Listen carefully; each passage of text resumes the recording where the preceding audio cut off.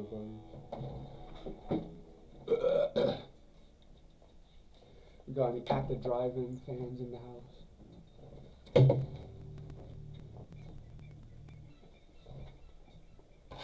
Alright, we're gonna do this spider walk, and then when I finish the spider walk, I'm gonna go put some shit in the oven.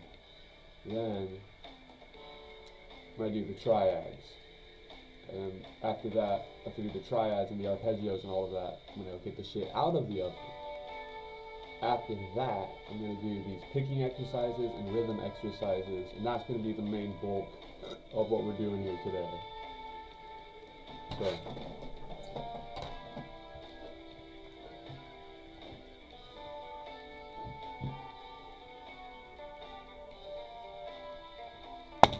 alright, just going to do it.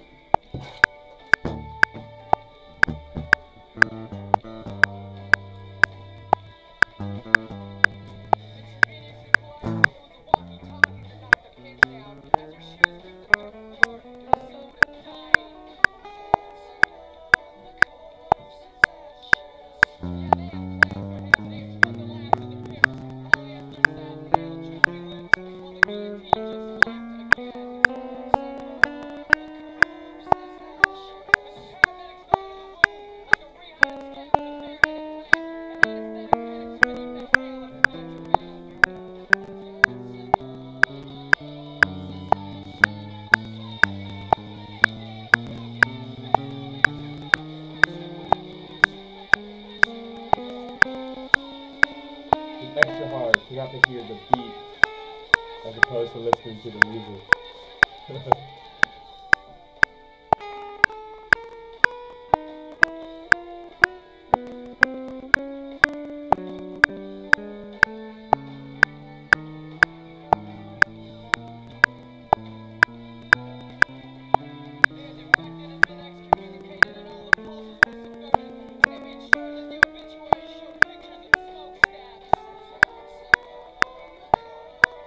This song has a fucking badass second half. Like, this is all cool, kind of has like a vibe to it, it's kind of interesting. They go into some of the fucking heaviest shit out of nowhere, bro. After Drive-In does that, it'll be all like nerdy and shit, and then it'll go into the heaviest fucking shit you've ever heard in your life.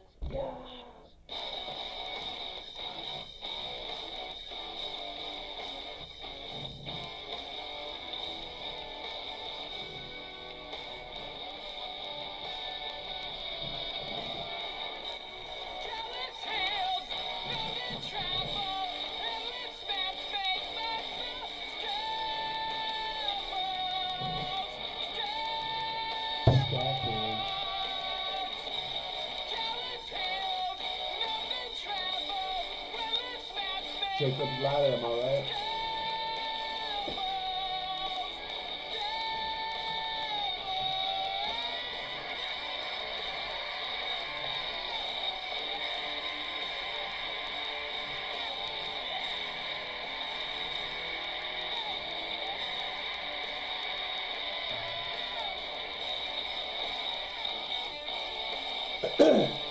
And so what Acid Drivers would do is they would do these yells, but then they'd put like delay and echo on the yell. So it'd be clean vocals, and then when he yell, you go, yeah! And so it sounds like he's like yelling it on top of the fucking like Grand Canyon or some shit.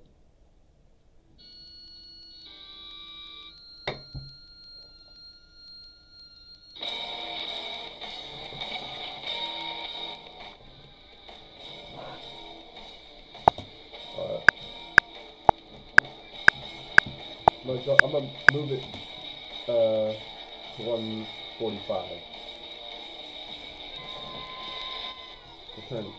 We're gonna turn ATDRI, as the cool people call it, down a little bit.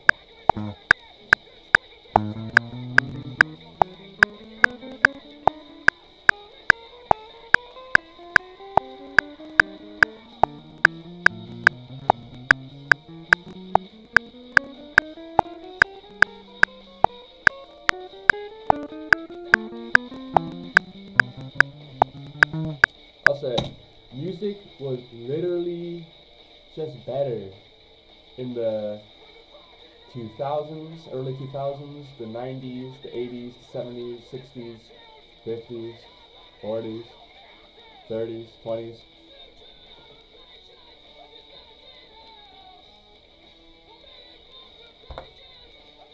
I'd listen to swing over Rihanna.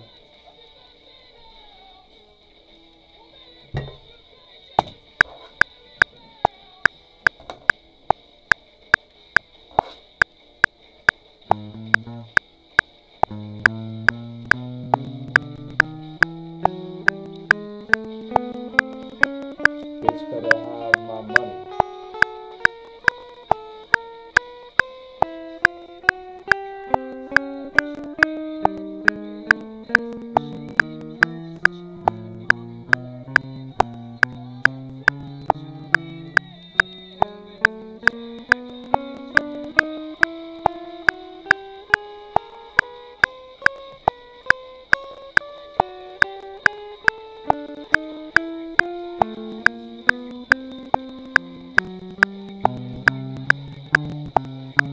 Something about Obama. Obama ruined music.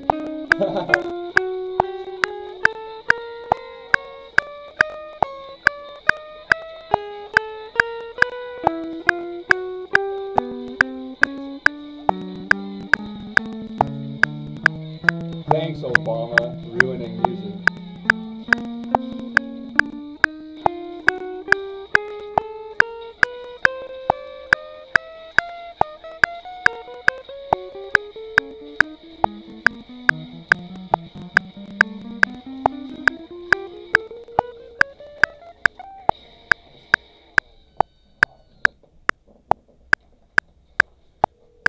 Thanks, Obama.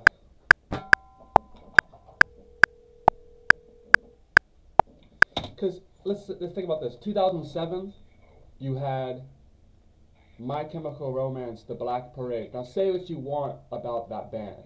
Say what you will. And you'll probably be right. But fundamentally, that's just like a far more, The Black Parade, that Welcome to the Black Parade, that's just a far more high level song and album. It's a concept album. Like, are you guys familiar with the concept of the Black Parade? Where it's like, it's a concept album where it tells a story of a person who's dying of cancer. And it's like, there is this, I'm not sure which tradition it comes from. I think it might be an Eastern religion thing, where it's like in the moment of death, your mind returns to your happiest moment in life. And so that song, Welcome to the Black Parade, that's about the time when the main character of this album dies. And his mind goes back to when he was a little kid and his dad took him to see a parade or whatever. And so death comes to him in the form of the Black Parade. That is some high level shit.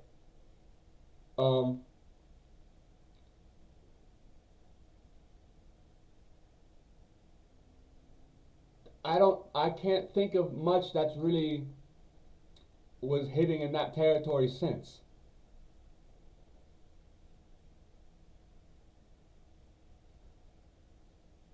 I probably could come up with some shit. But you know what I'm saying, right? That was 2007. Then Obama happened and he ruined it all.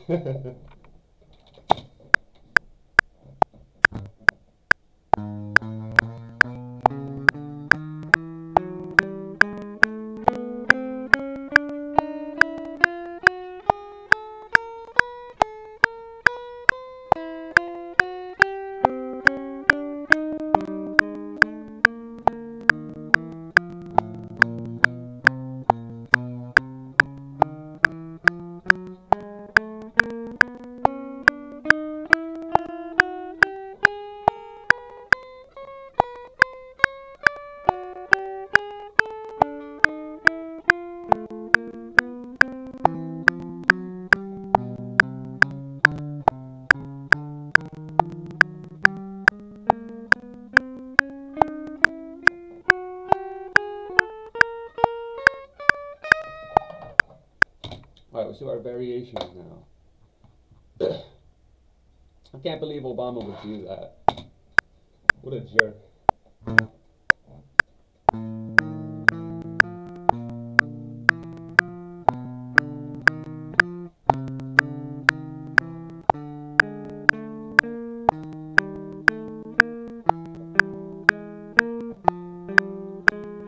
And then by that metric, you can think of it as Donald Trump saved music, because that's when Playboy Cardi Die Lit came out.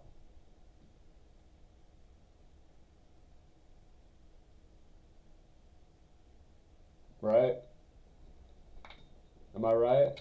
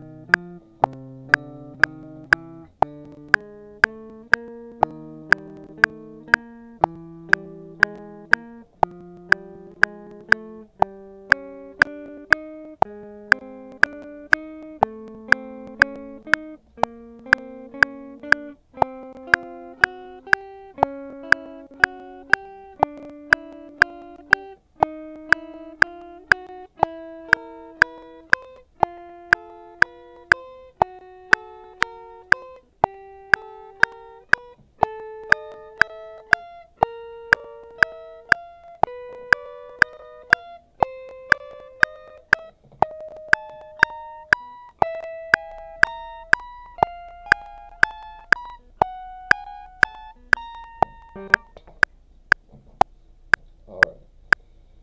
Let's do that double speed.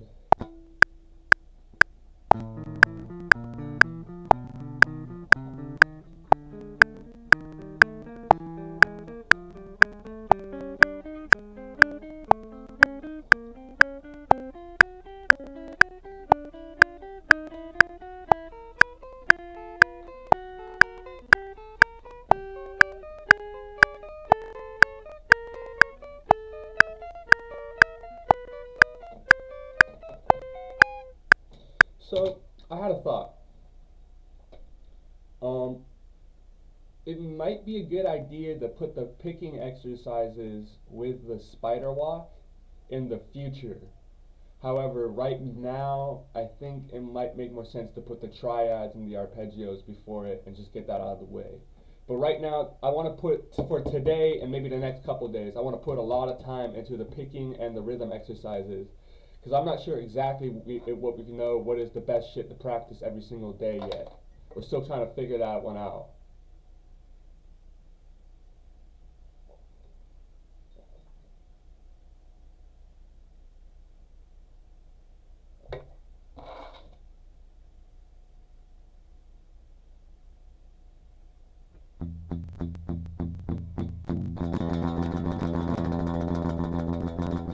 Maybe we could just play Miserloo.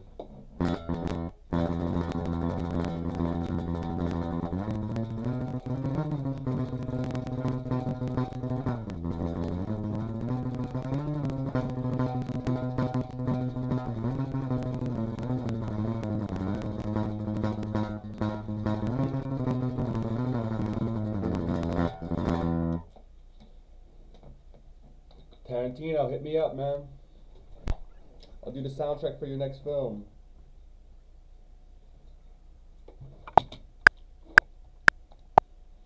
So, alright. Let's do the 4-note per string metal shade thing. Or actually, let's do the hammer-ons and pull-offs. Let's not forget about that one. That one's pretty important, because our pull-offs suck.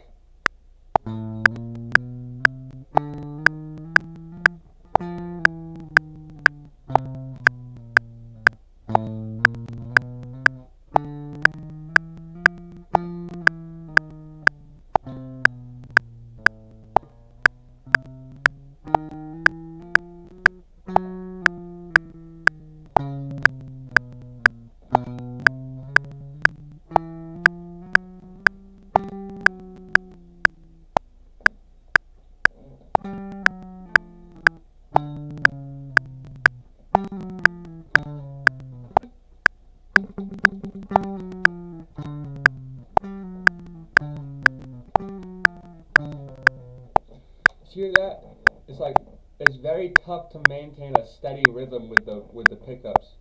It's like it should be da na na na, but when I try to speed up, it goes da na na na, da na na na, da. You know what I mean? It's not even for the pull-offs. And to return to Guitar 101, hammer-ons. You hit a note and you put your finger on the next note and without picking, and so you hammer on. Pull-offs. You hit the note and you pull your finger off, and you have your finger underneath and you pull off onto that other note.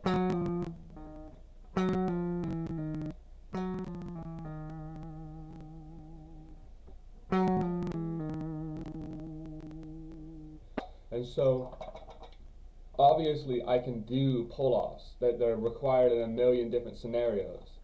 But what the question is can you do it clean and rhythmically? And that's what we're trying to work towards now. So, this is what I've discovered doing this hammer-on, pull-off, spider walk variation, is I can't do them rhythmically, unfortunately. So, let's turn it up to 145 and just see if we can keep it with the rhythm. Pull-offs, hammer-ons, pull-offs. Yeah, my pull-offs suck. Alright, let's try doing it double speed for a sec and see if we can like kind of, because it's a little bit easier to do the pull-offs quicker because you can kind of hide the mistakes.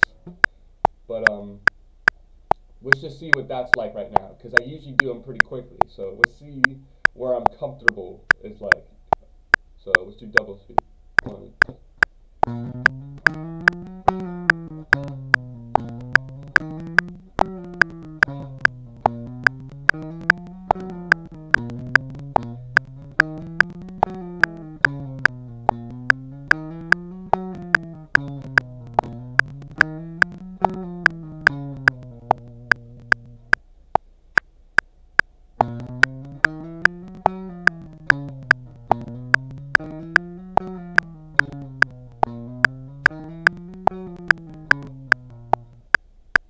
Oddly enough, the quicker, like, so that's double speed at 145, which means that's 290. I could do that much easier than I can, like, 200.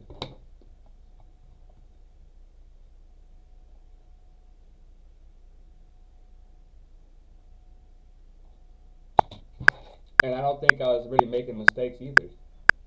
So let's move it down to 120 and see what we can do for double speed at 120, that's 240.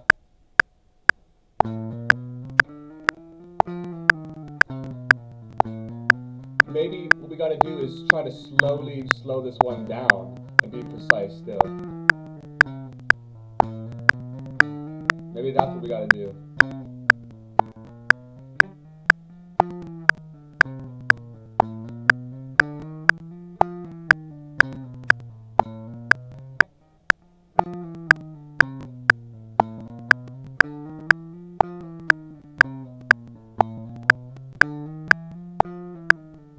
Alright, let's try going up.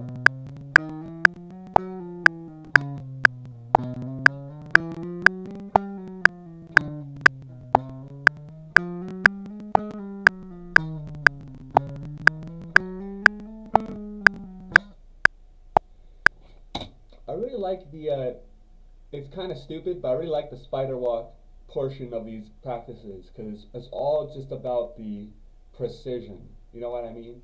There's no music to it. There's no nothing. It's just like, can you precisely hit these notes and make them ring out and do it to the metronome? Kind of gets you in the zone every day.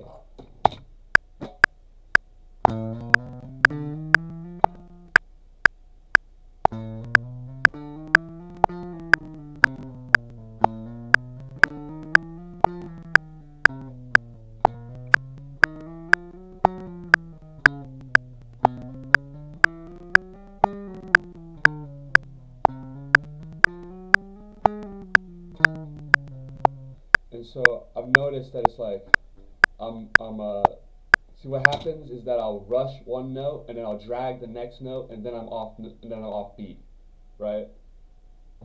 With these pull-offs.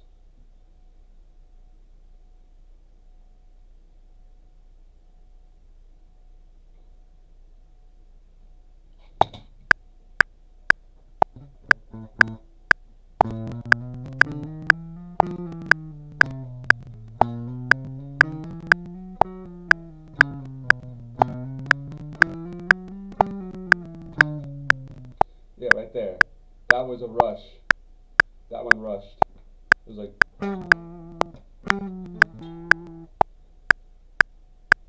So, alright, I'm gonna try closing my eyes. Because I did this a couple times yesterday where I just closed my eyes. And that somehow did the trick. I don't even know how that makes sense.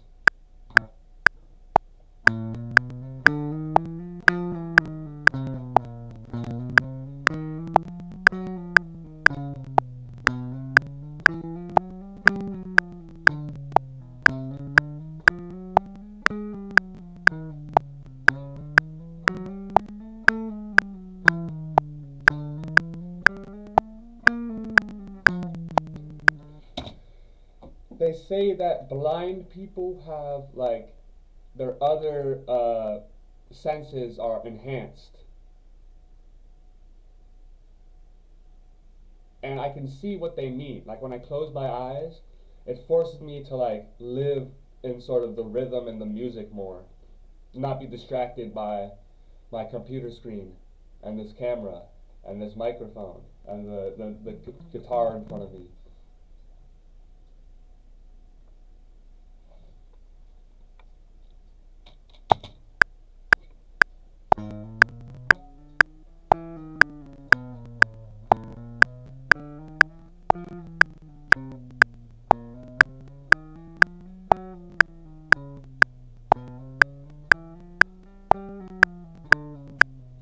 So what happens is that the most important thing in the world becomes, when I close my eyes, it's that metronome, tick, tick, tick, and then my fingers just somehow relaying those notes that get in sync with that metronome. I feel like it's a pretty Chad move to be on stage and to close your eyes.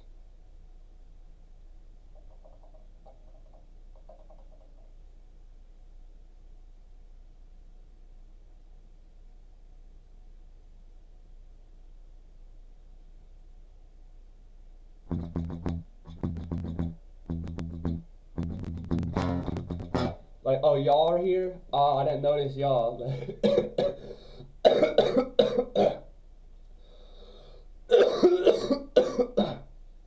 I got some sort of congestion in my lungs. No, no bueno.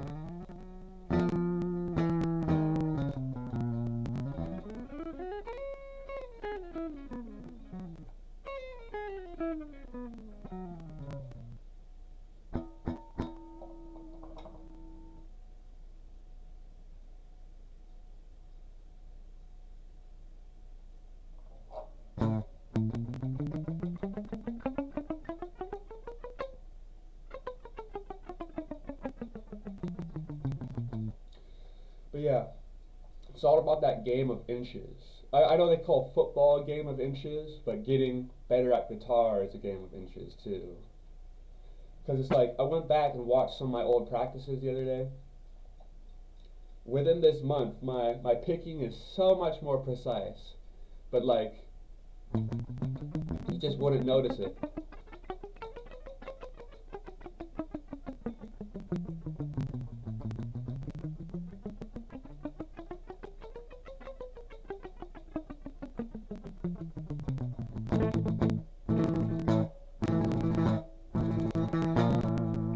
So I figure I'm just going to do this effectively for the rest of my life. At some point I could turn the camera off and just do it. But yeah. At some point when I have like well, here's what it is. This is the game plan. And you probably not, this is some life advice. This is so disorganized. I'll start here. Never share, don't go around sharing your dreams to other people. Because if you do that too often, the easier it is for people to kill your dream. Oh, you can't do that. That's not, you're not, Don't listen to those motherfuckers. They don't know what the fuck they're talking. They're just other shitty people who fucked up their lives too, right? Fuck those people. Now, with that being said,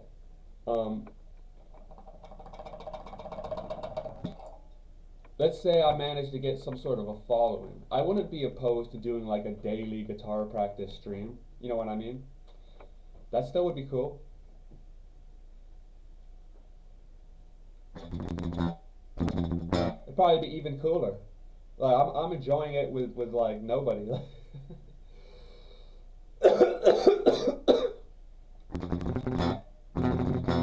Or I guess it's not nobody. There's people who drop in.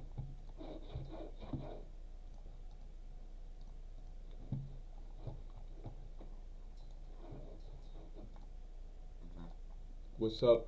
What's up, motherfucker?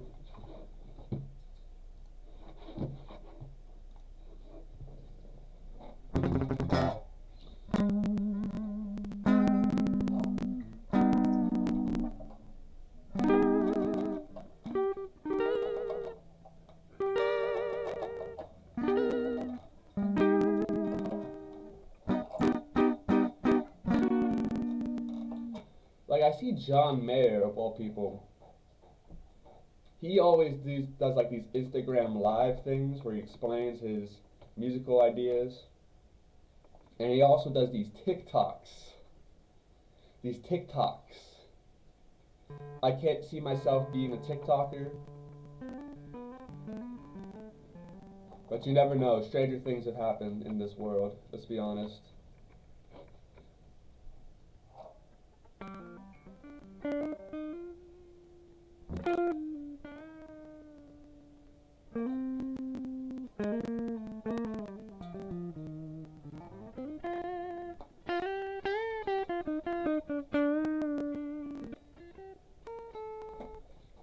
The main thing, I don't want to end up being one of these guitar YouTubers. You know what I mean? I don't want to be a guitar YouTuber. I want to have my band.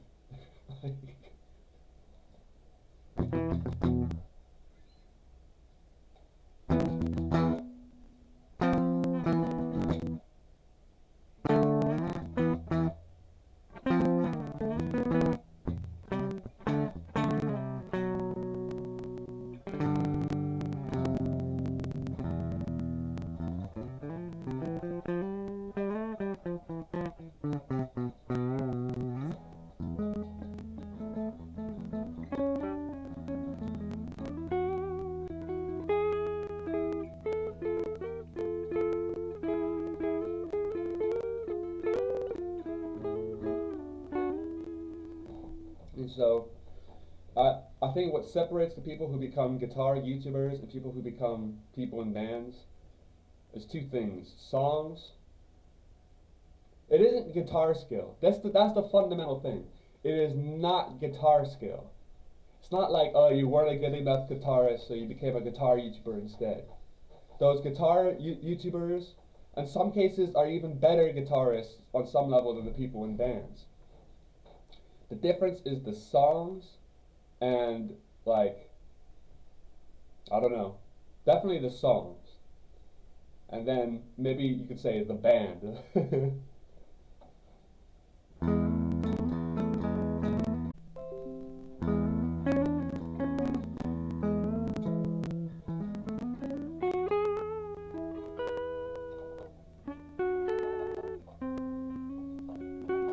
Maybe even more than that. It's not just you're crazy enough to believe you can be in a band.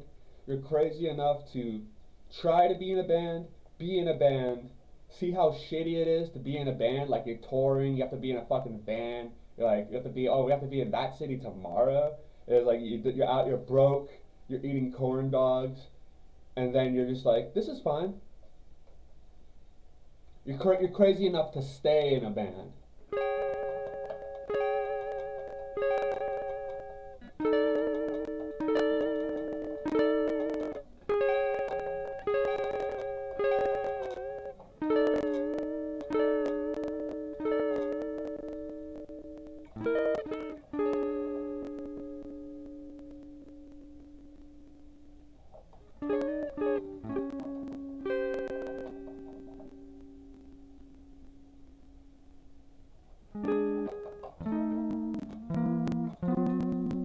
Maybe I should have just been one of those Ed Sheeran type motherfuckers.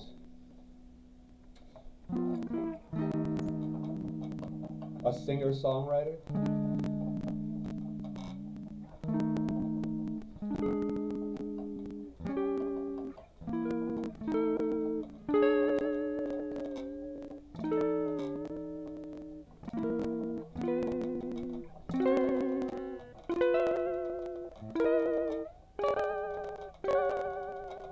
Alright. There we go. Got that. I'm gonna put some food in the oven real quick. And then we're gonna do our triads. Actually, here's what I gotta do. I gotta do the metal shake. We didn't finish the spider walk.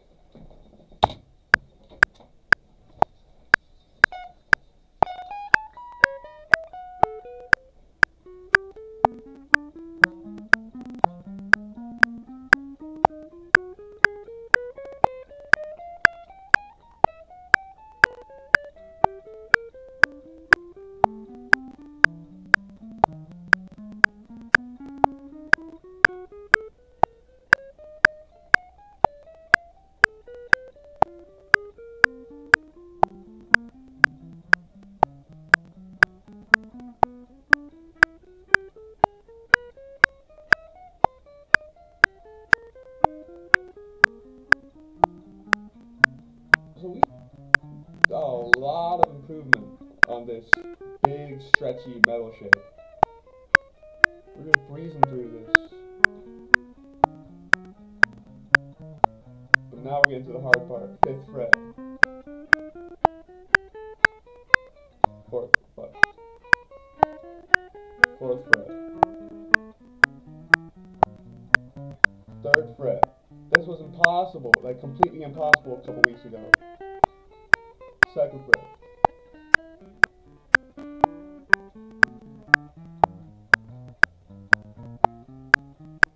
1st fret. So we kind of cheated a little bit on the 1st fret, but we made it all the way down the fretboard. So tangible, real, undeniable improvement. So there you go.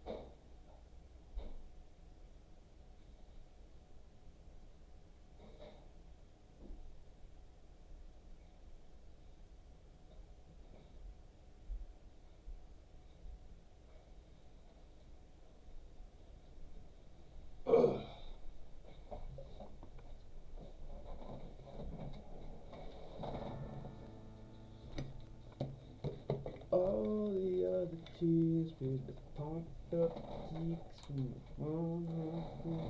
faster than my mother.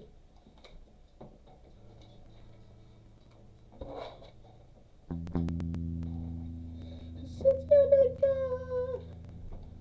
That's my favorite song ever, Since You've Been Gone.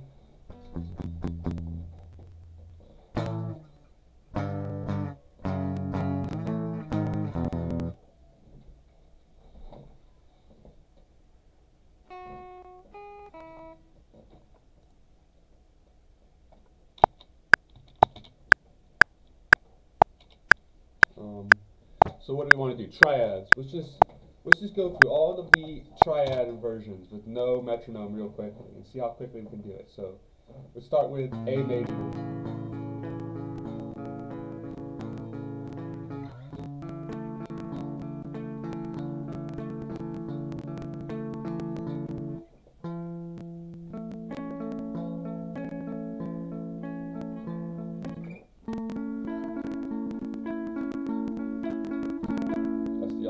Alright. Next string.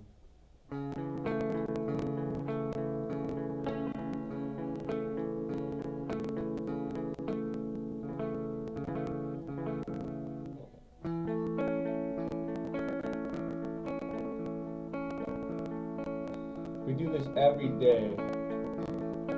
We'll see significant improvement on this front. And we already have. The triads are some of the absolute basics that I kind of skipped over.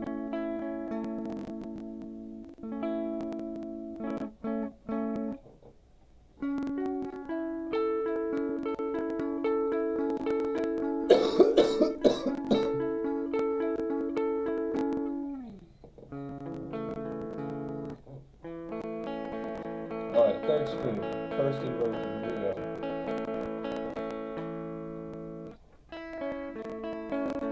Second inversion.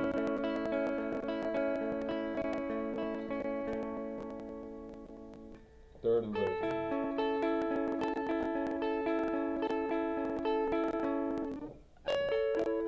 Back to the octave, or the root. So now we're going to go to here. First inversion. We can call them positions, because it's like when you say first inversion, inversion implies you're inverting another thing.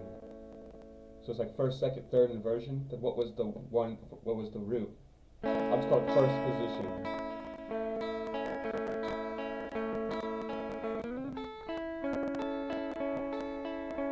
Second position. And then this is just the D major shape.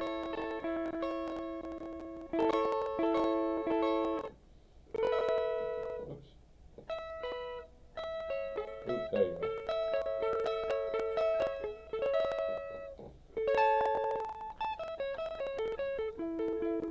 So now let's arpeggiate these.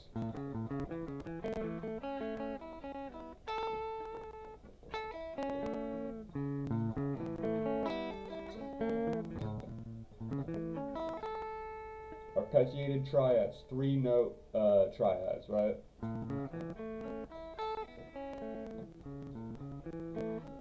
Three-note arpeggios, I mean.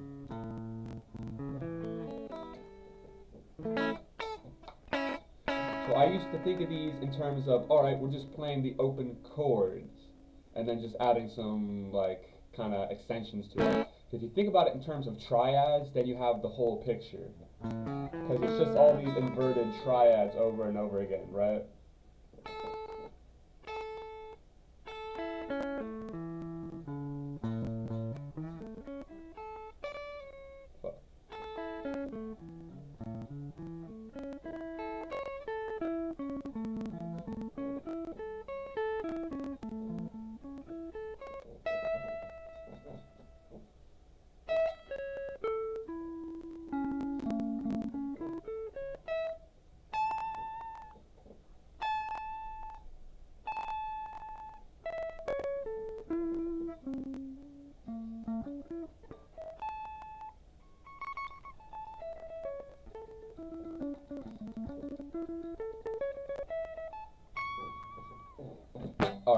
so then that's all really the basics. I can bust that out pretty much any time. It's good to really further ingrain that. But what we want to get good at is taking these 3-note arpeggios and then adding like a major 7 and making it into a 4-note arpeggio. So, and then we arpeggiate that.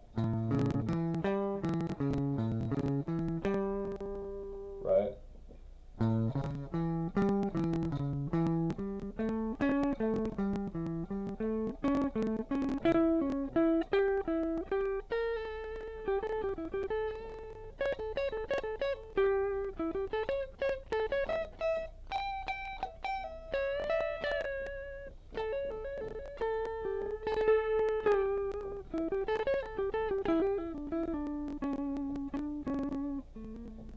Now I'm throwing in extra notes. And if we look, we added a major 7, or a minor 7. We added a minor 7 to the 1, 3, 5. And then so the next level was that we want to recognize which scale that places it in, right? So 1, 3, 5, 7, that's the Mixolydian.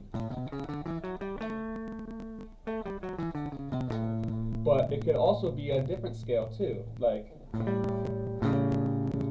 I think that could also be like a dominant pentatonic as well, right?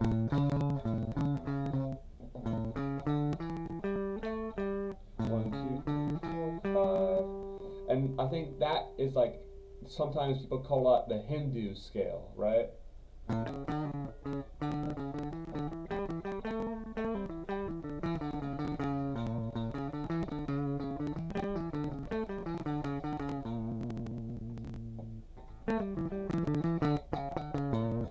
And so I think if we think in terms of triads, the arpeggios of those triads, and then adding little flavor notes to that, that seems like a better way of playing than you take these scale shapes and then you go crazy with them.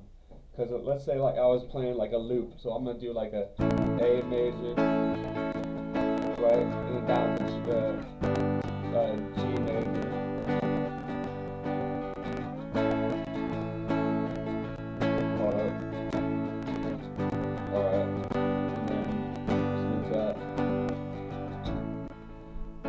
So if I want to do that, what I could do is go, all right, that's Mixolydian, and just go crazy with that.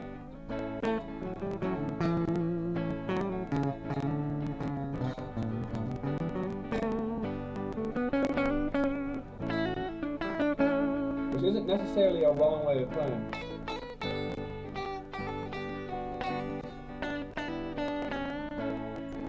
But it's, in a way, it's sort of uncreative, because you're just playing within this scale shape.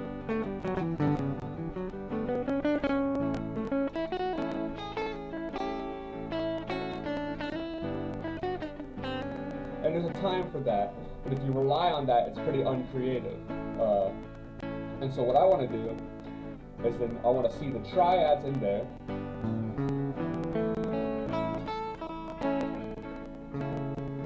And throw in a flavor note.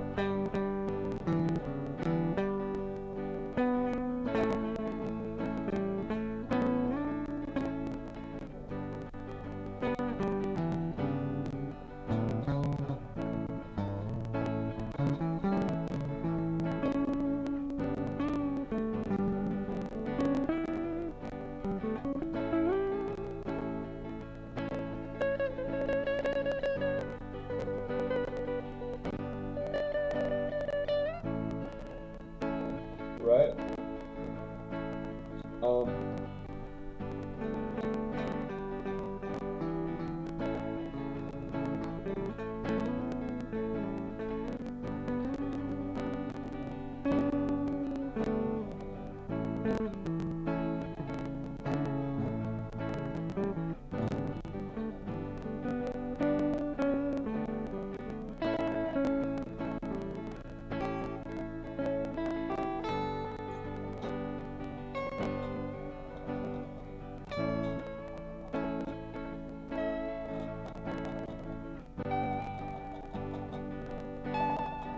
And then if you want, you just go back into the scale.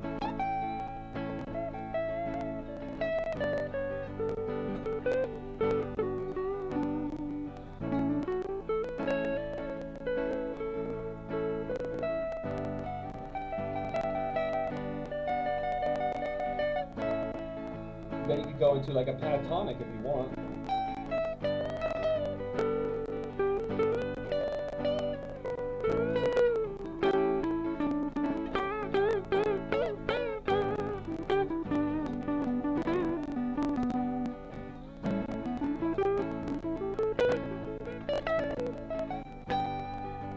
Right? And so thinking about it in terms of you take an arpeggio and add more and more notes to it, that seems like a cool way to build up the song rather than like blowing your load too early, to use a lewd metaphor.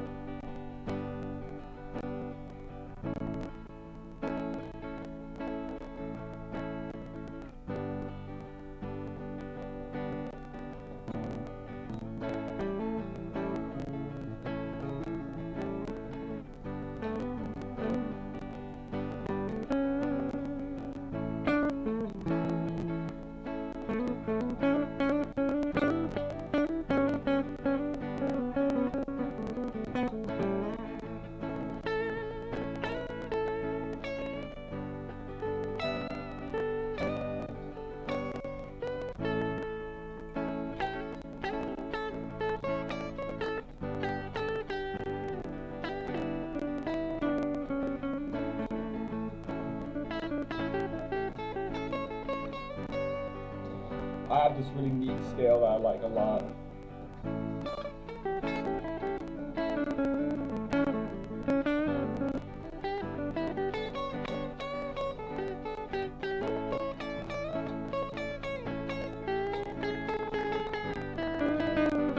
But it's like a weird pentatonic, right? It's like I think it's a dominant pentatonic.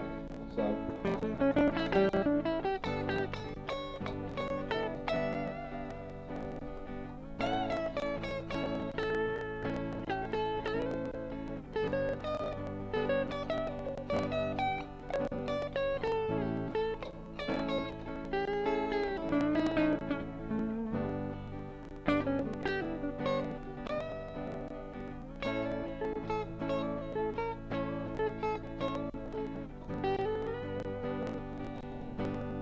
Something like that. Alright, let's not get lost too much in the weeds over that. That's what we're going to try to practice every day a little bit. Just kind of messing around with those arpeggios until it becomes second nature, right? Let's do the minor triads real quick. And let's just do A minor for simplicity's sake. So let's go through these triads, no metronome. That's the root, and that's position 1, right? So 1, flat third, and a 5.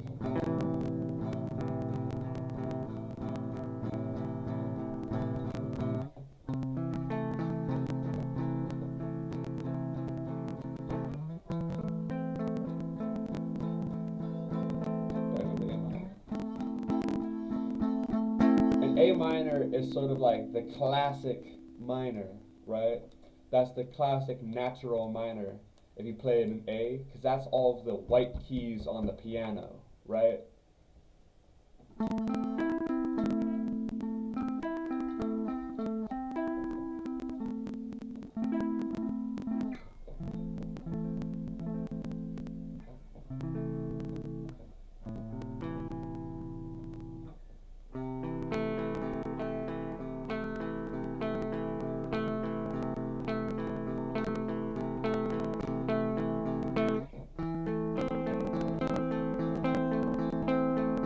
Second position, third position.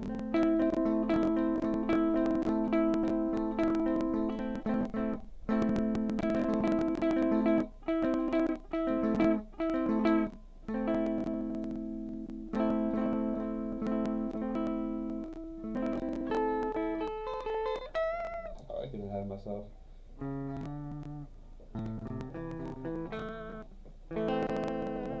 Then we have this, it's like the A, this is like the classic A minor shape, like if you played an A minor chord. And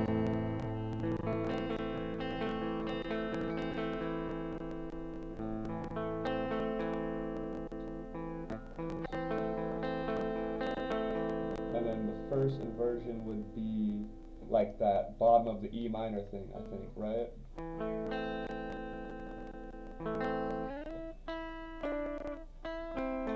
Yeah, that's right. Yep, congrats, you were right, dude. You're so smart. And then the last one is like the weird one that's like in between the C and the D, but it makes for really good arpeggios, right? So this one is a good one for arpeggios. This whole shape here.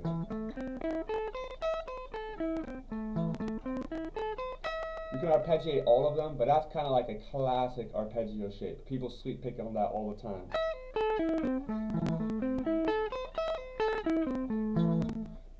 Let's not get distracted. We got this, and then back to the root. That is the octave 1.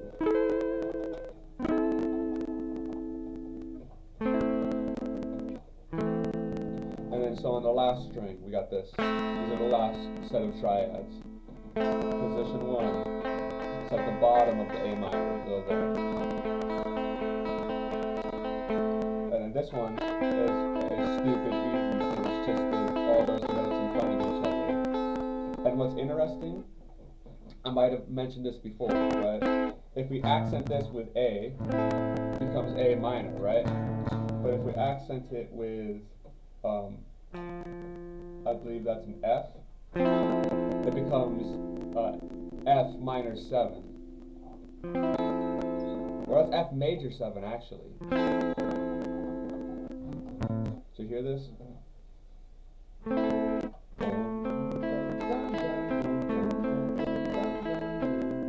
As opposed to this.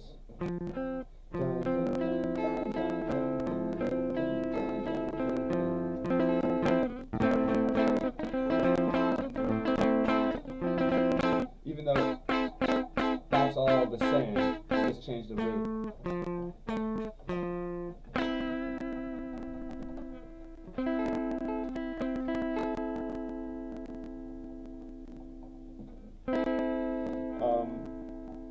Yeah, and then the last one is like the D minor shape.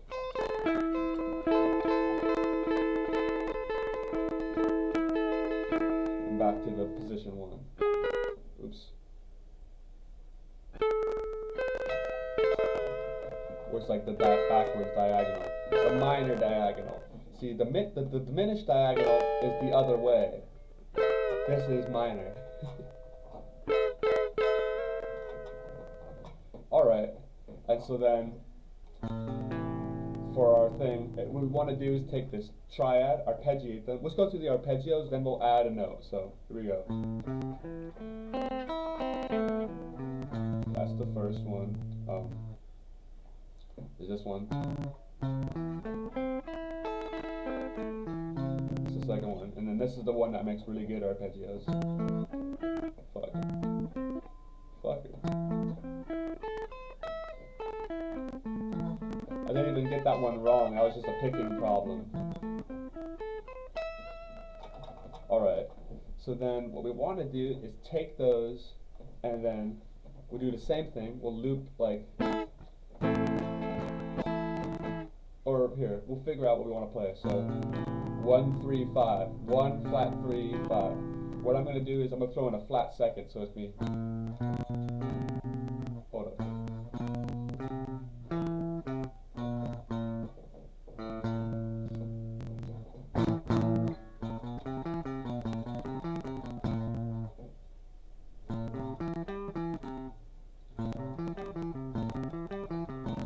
Usually people start with the minor 7.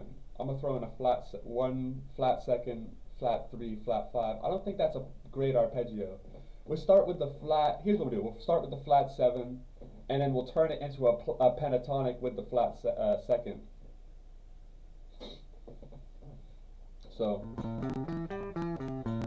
this is what we got to practice. Right? So, here we go. Hang on.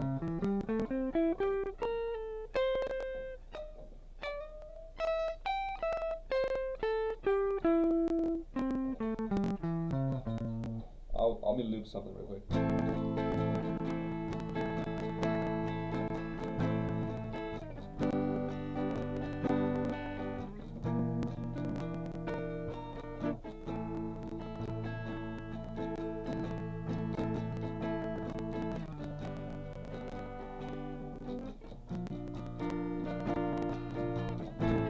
don't know if that makes sense, because I made it diminished on the flat second. Oh, I'm burning something real quick. You can have this loop.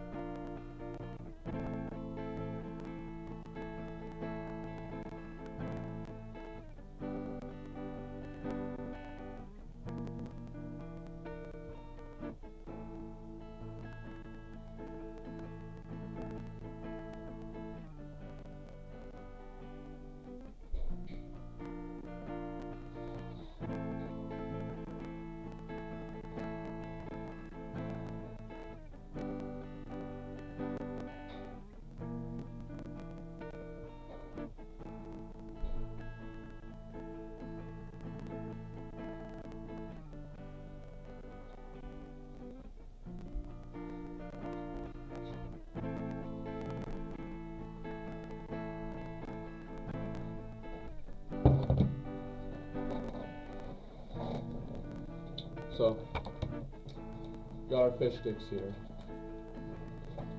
Very nutritious breakfast.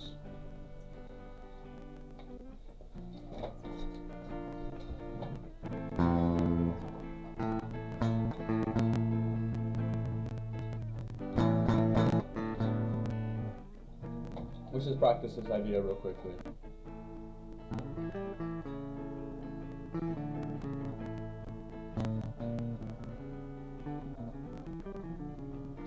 So, let's forget about this minor 7. So let's put in a flat second and a perfect fourth.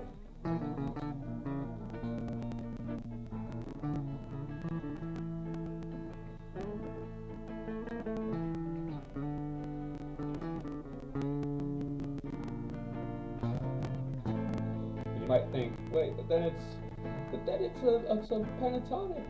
Okay. It's an arpeggiated pentatonic. It sounds cool.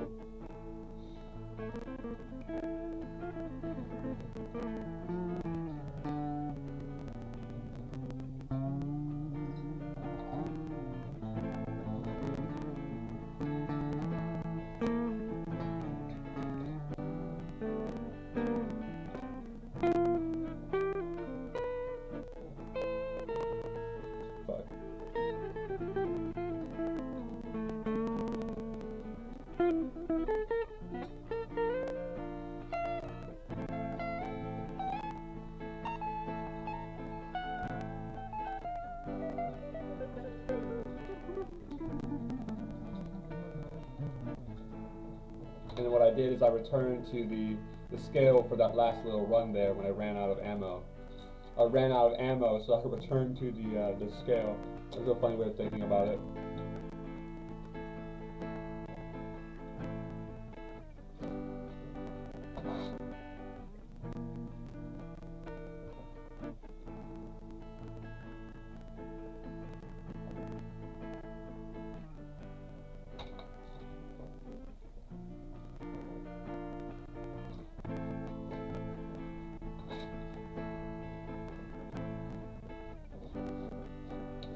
So you can come up with much more interesting leads with these arpeggios, frankly.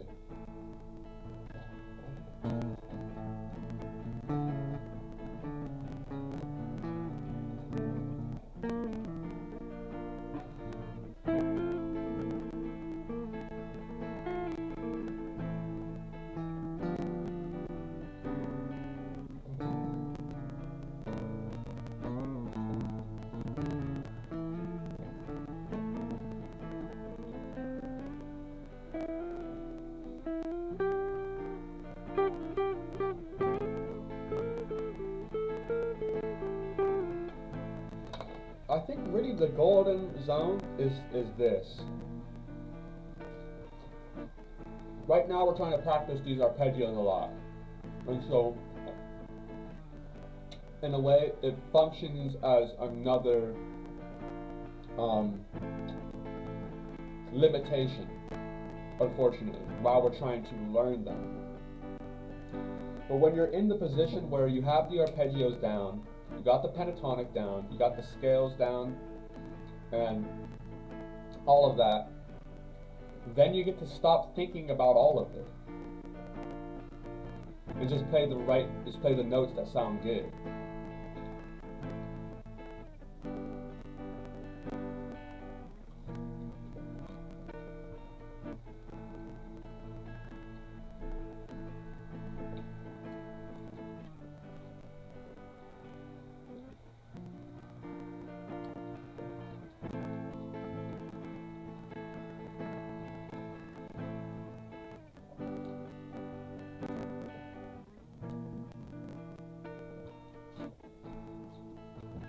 Alright. So if we want, we can go through the diminished and the sus4 triads really quickly. I think that's a good idea, just so we get our fingers on them every day. So we'll start with the sus4. That's the first one. The second one's like, and the third one's like this.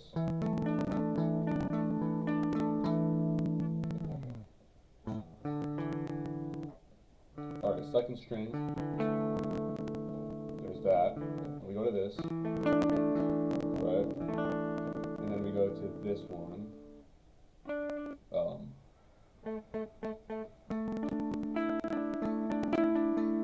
Right? Okay. And then, so we do this. There's this one. Right? And that's kind of like the classic A sus4 shape, right?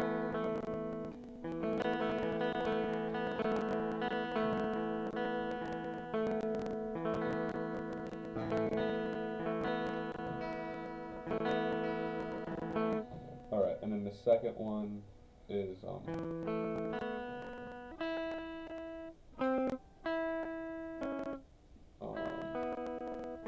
yeah, it's like that.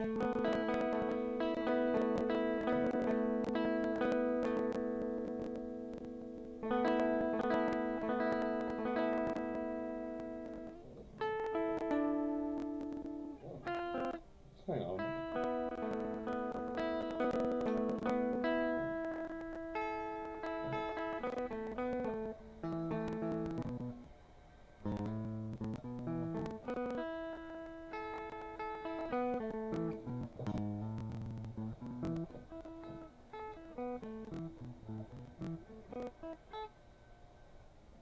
Okay, I guess that makes sense. So for the third string, it goes that one, there's this one, and then I guess there's this one.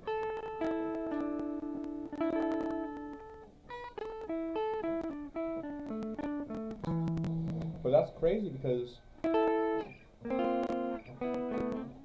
isn't that the same sort of triad shape? So what happened? Is that how it is? Am I making a mistake? And that sounds like it works too, so.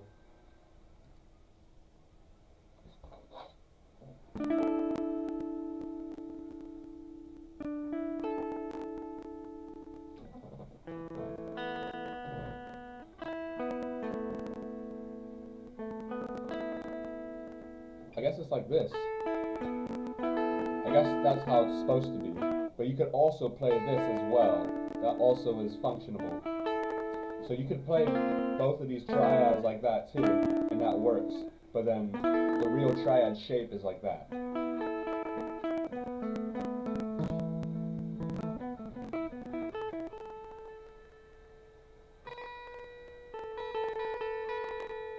Okay.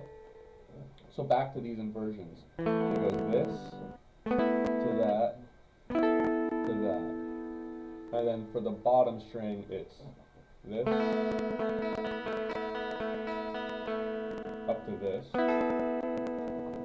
and then up to this.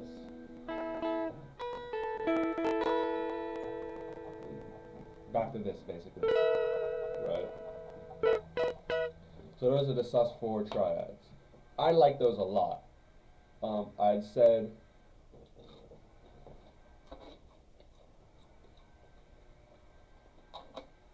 they make me think of the sky and like clouds.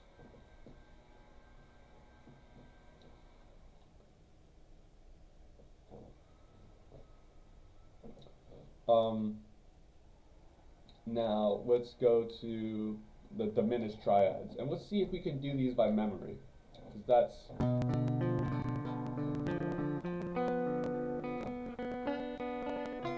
let's just get our fingers around these, and then we're gonna move on. We're gonna eat our food, and I have some really good videos I found for these picking exercises, and then we're gonna put a lot of time into the picking, and then we're gonna put a lot of time into rhythm, and then I gotta leave around 1 o'clock.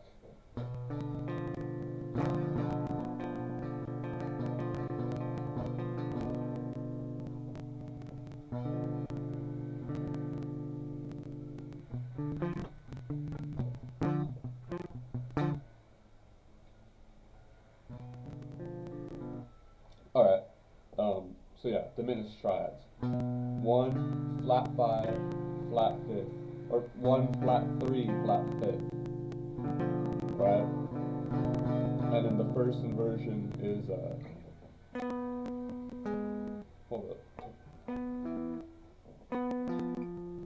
Yeah, right. And then the other one is like the opposite of that, right? So it'd be, nope. I think that was the right shape, but it's like, where is this shit? There you go.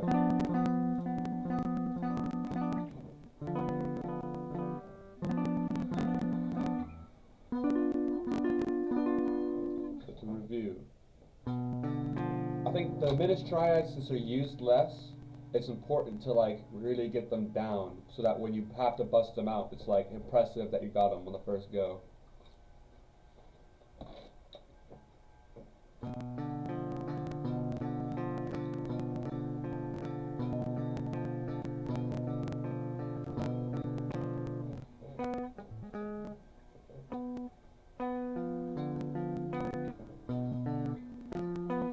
And so there are these like sort of alternative triads within these triads you could think of. If you, this one's more of a dyad, right? So you put that there, that works you up to this octave. So you can go like this, and then you can do this diagonal, and you work there, and then you're in this inversion. You can go bum bum bum, and then you go, right? And then you can go to here.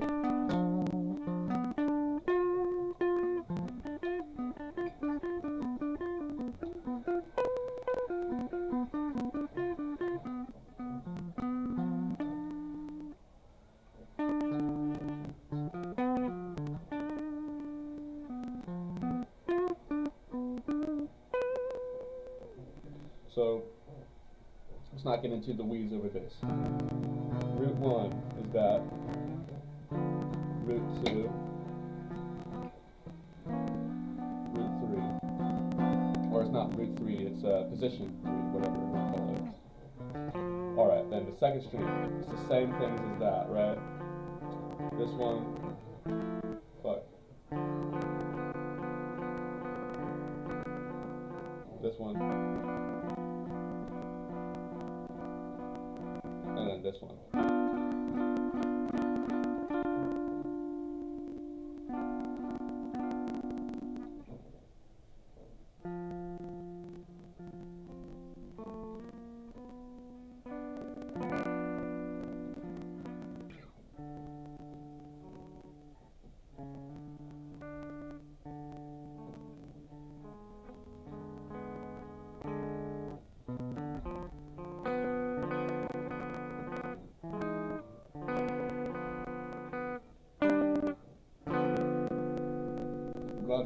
Glad that. I'm still pissed about Volk, by the way, in case you guys were wondering. I'm still fucking pissed.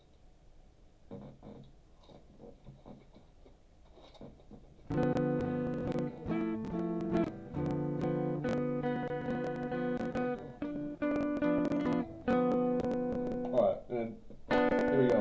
First position for that guy.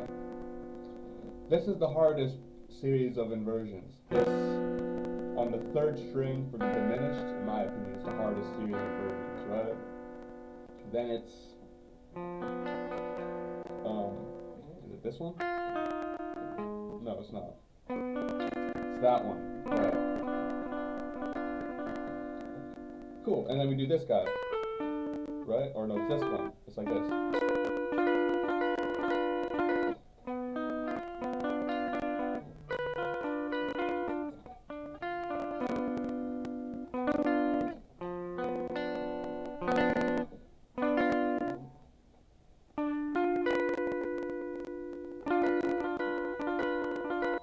And up to this motherfucker.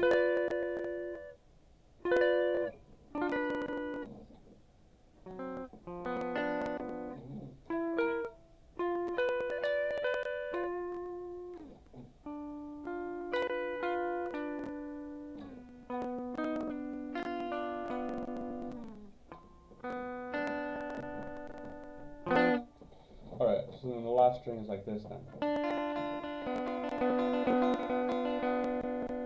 And then we got, it goes up. Right, that's right. Cool, this guy.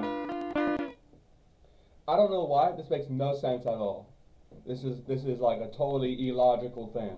But this shape, I always think, whenever I play that shape, I think bear claw.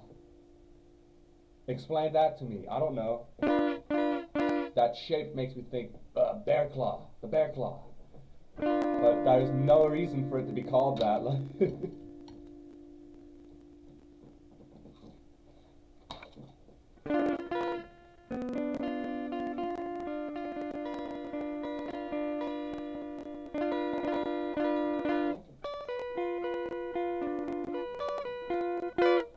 Third position.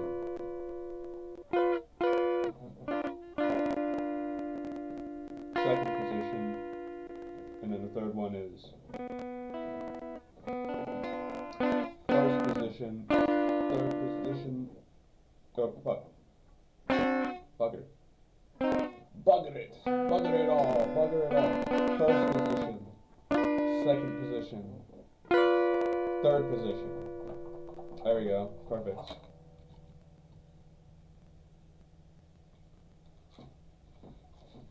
Punta.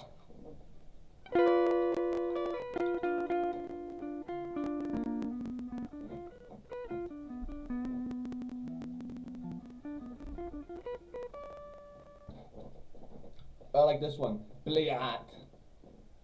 Suka bliat. That's a Russian one.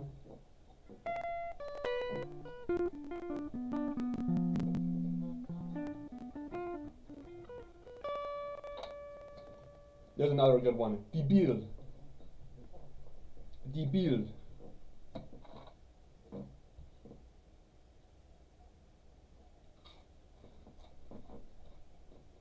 Alright. Those were the diminished triads. Let's try arpeggiating them real quickly, and then we're going to move on to our picking and rhythm exercises.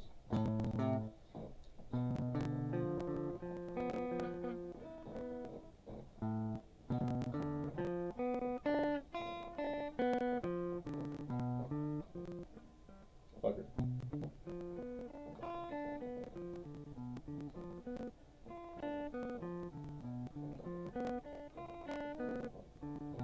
See, the disadvantage to not having like really mastered the triads as a skill in and of itself early on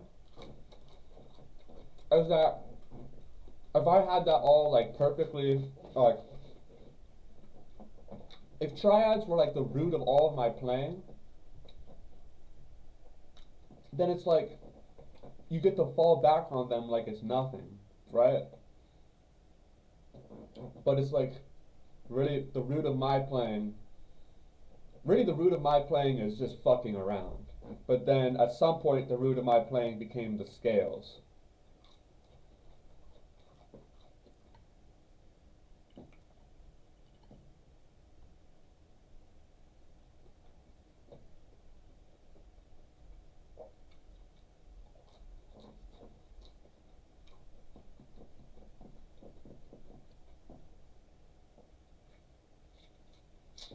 But it's like a puzzle piece. It's like a complicated puzzle.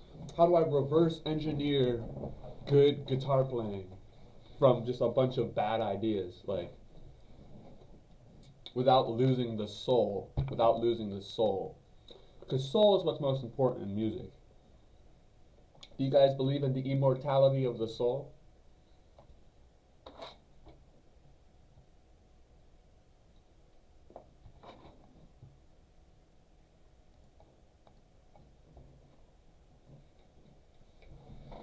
Alright, so we arpeggiated that shit. Let me pull up I found some really good picking videos. So we're gonna start. Let me go to my watch later playlist.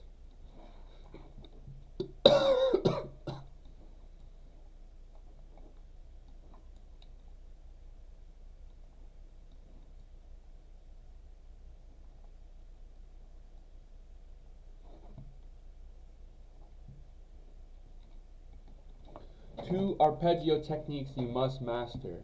But that's a deceptive video because he actually is all about picking, really. So let's watch this one. Slash the A harmonic minor scale and the A minor arpeggio triad and the Let me put this dude up on the screen for y'all. hey, just having fun with the A minor This is a weird dude, but I actually really like his lessons. He's onto some shit. scale slash the A harmonic minor scale and the A minor. Shout out to, what is this guy's name? Klaus.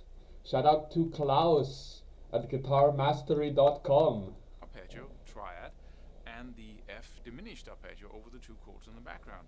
This is really just a fun process. It's of course a combination of being able to visualize the scale shapes with the arpeggio shapes on top of them, but it's really not that hard if we go about it in the right way. In this session here, and if you haven't watched the previous sessions on arpeggios, please go back and do so. In this session, we're going to talk about the techniques of playing arpeggios, because the challenge is we have more distance in between the notes, right? Well, if we're playing a 3-note per string scale, then alternate picking makes a lot. He has a lot of, so I don't want to interrupt this video. I have a bad habit of doing that. But this dude has he has a whole course about alternate picking. Free courses. So he has several free courses.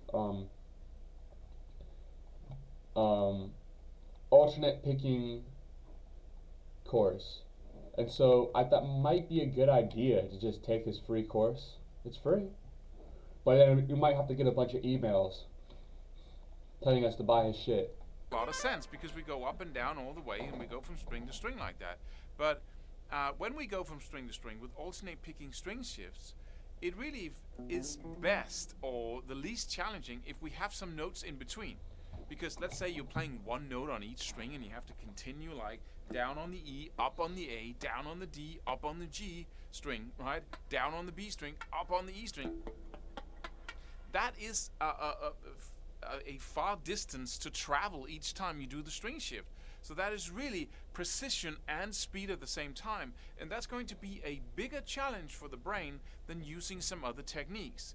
So that's why we use different techniques. But the main point, one of the main points in this video is that, you know, when we think shred type of stuff, then people often play, you know, runs and, you know, 3-note per string runs and very fast stuff, and then suddenly they launch into some sweep picking stuff where we're going, you know, and it's all sweep picking. They sweep pick, and then they go back to alternate picking for a period of time, and then sweep picking again. That is not the way to go about learning your techniques.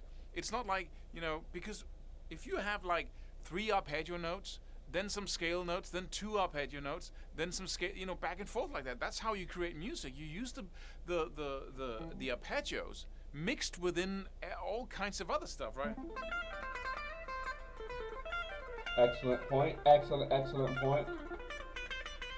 Right? It's all blended in and mixed, and you want to develop that freedom instead of being that guy who has to shift from one compartment of playing to another. That doesn't make sense musically.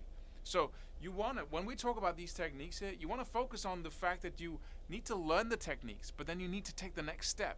After you learn sweep picking, going to show you some really cool exercises, or the central exercise, and after you learn stretching, then you need to combine it. You need to go back and forth between stretching and not stretching really rapidly, and back and forth between alternate picking, legato, hammer-ons and pull-offs, and sweep picking really rapidly, so you can do just a little bit of sweep picking and then alternate picking. That's the key to developing picking freedom, to the point where you don't even think about what you're doing down here in your right hand. Exactly. Because it's such a mix of techniques, and you choose the one that, point one, works the best for the purpose technically, and point two, gives you the sound you want, right? So you might want to choose alternate picking because you like that, you know, that you like the notes to pop out, or you use hammer-ons and pull-offs to get a more soft sound, right?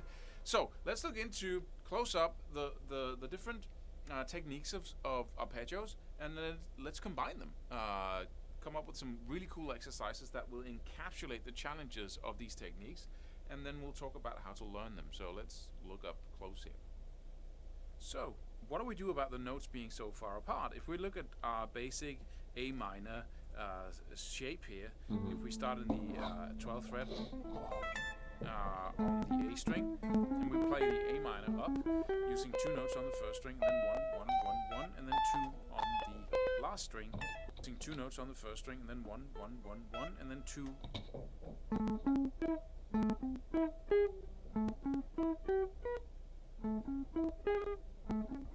Hang on, bud.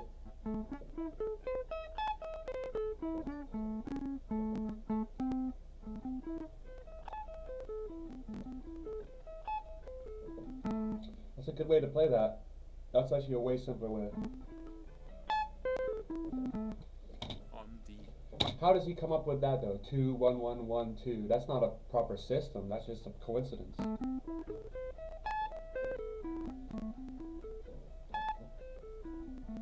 last string, we'll get the 12th, the 15th on the A string, and then the 14th on both the D and the G string, 13th, B string, 12th, and 17th high E string.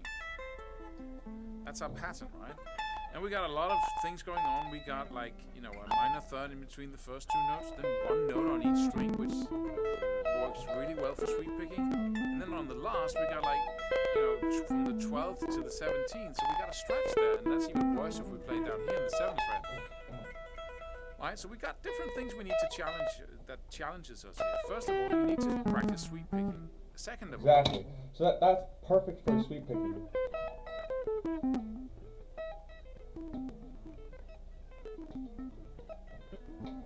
I was just about to say it too. I was like, that seems like a really good place to practice sweep picking, rather than trying to do these massive shapes, right?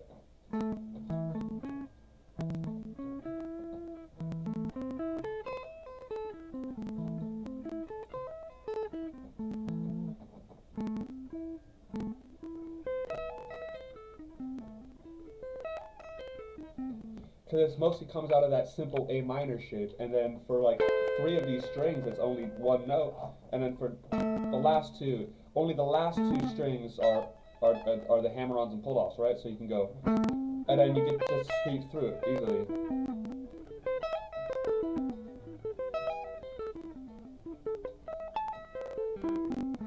you need to practice stretching, which is the discipline of actually reaching farther. He just says you need to practice stretching. Buddy. That's what we've been doing with this metal shape. So we're on the efficient frontier. A minor third or a major third, where your hand starts, you know, fingers getting so far apart that it limits the muscles of the hand, which are really in the arm here, so it impairs their movement. You stretch and stretch, and the more you stretch, the less you can move. How do we practice that and become really proficient in that? Also, when you stretch and move from your classical cage shape here, or then suddenly you don't have a finger assigned for one fret like you did before, very close contact here, you suddenly have to stretch out, and hitting any given fret above the minor third will be like, oh, I'm out in space, I don't know what I'm hitting, I can't feel the difference, so I have to look at what I'm doing suddenly. And I used to be, pretty unconscious about playing that blues scale, and suddenly I have to reach out and I have to look at what I do to hit the right Well, I think we're good with the stretch. fret. How do we practice becoming But he's going to give us a stretching practice. as That's cool. unconscious Let's try this. or as automatic in hitting any fret out there in the open space out here, right? So let's just look at sweep picking first, because playing this with alternate picking is possible, but it's so much easier with sweep picking. And what is sweep picking? It's just passing from one string with the same kind of stroke. So instead of going down, up, down on the G, B, and E, down, up, down with alternate picking, I go down, down, down, down, down, down, down, down, down. That represents another challenge than alternate picking. Alternate picking is really, how do I do the string shift effectively and hit the strings? But sweep picking is so easy. You can just do like that.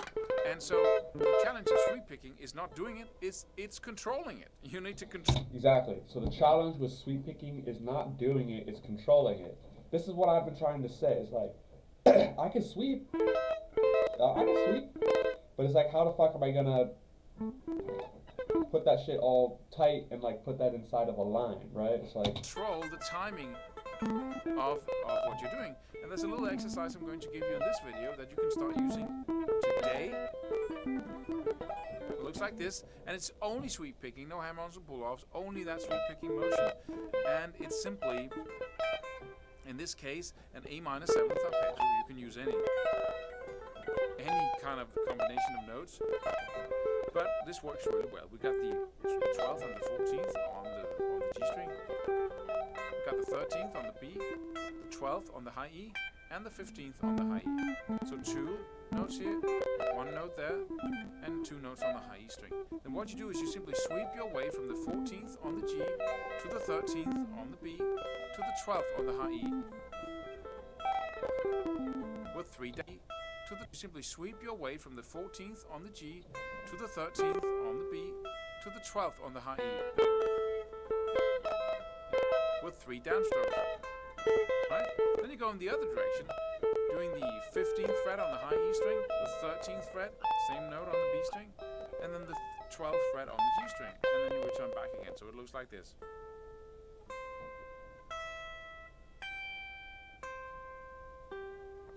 And then you start the metronome, go da, da, da, click, click, click, click.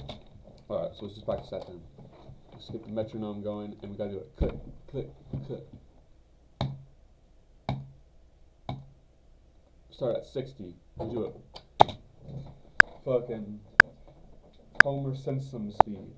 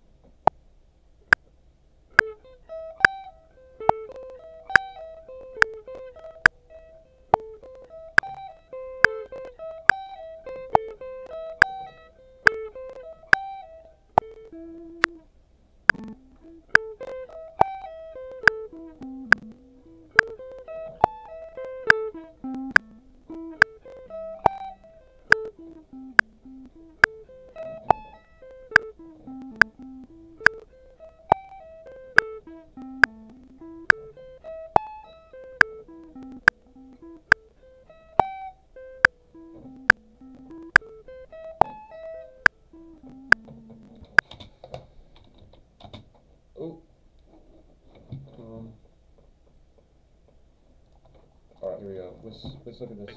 Click, click, click, click, and then. I think I wasn't doing it quite how he wants us to do it.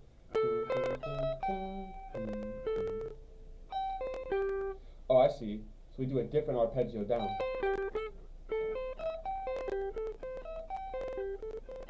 We ascend on the regular minor arpeggio, and we descend on the minor 7. So let's try that again.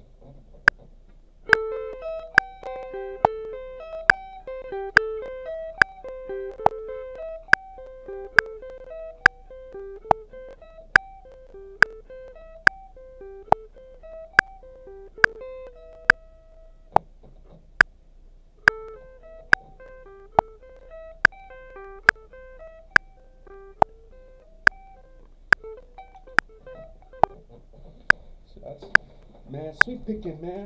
That's a crucial technique. You gotta get hype for this. We're in our pecking exercises portion.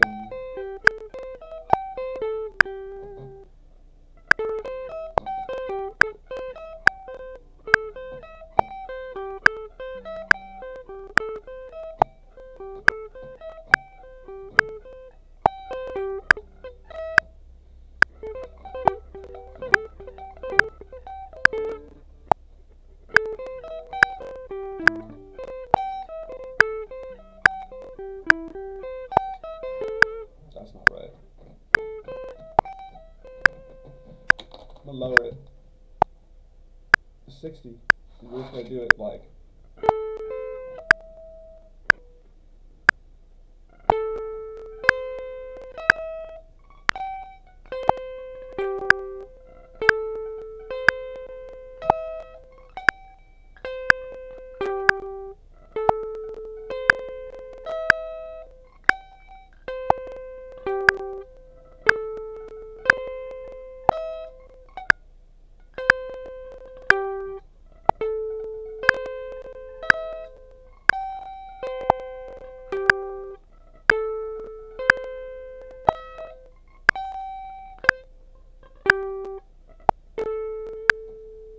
Put up to 80.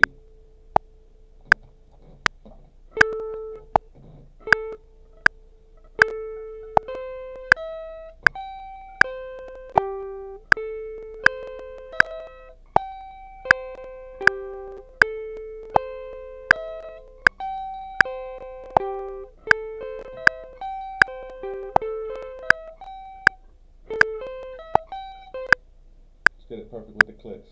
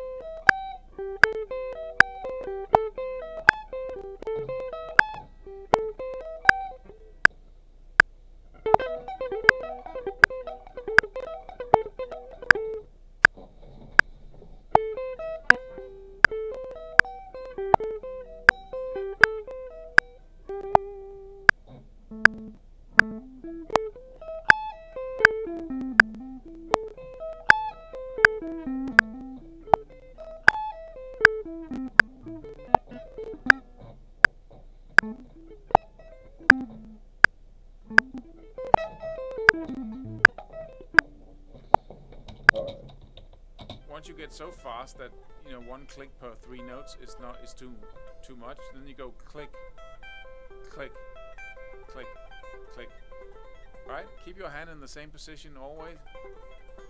Practice the same shape until you got it up to speed. All right, we're gonna have to keep on practicing. We're just gonna have to do this until we can do that so fast it's like ridiculous. Make that simple, easy, retarded thing sound impressive. And then once you can do that, then you can start practicing sweep picking for real.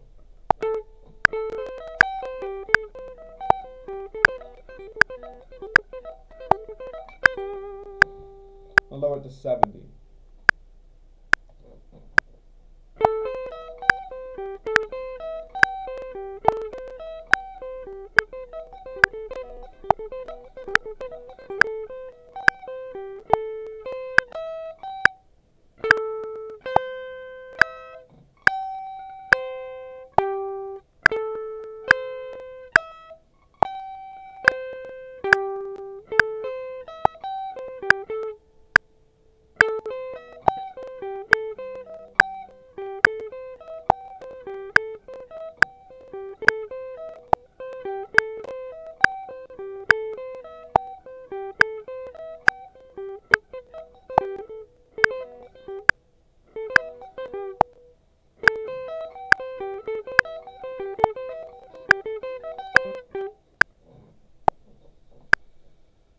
Easy to get a little frustrated, but this is what it's going to take to become a sweep picking god.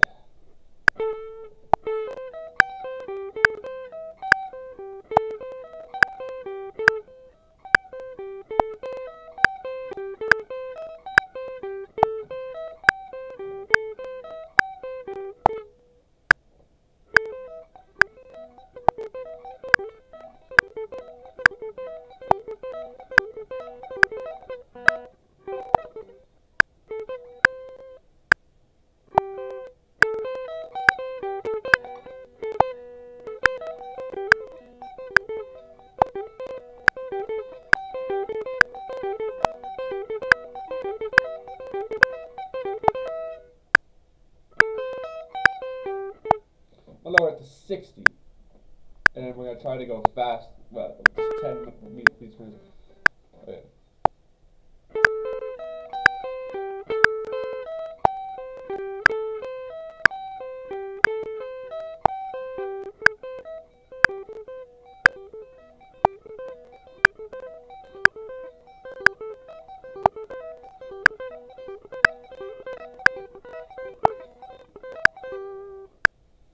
That's too sloppy, but we're getting somewhere. We're getting somewhere. We're honestly getting somewhere.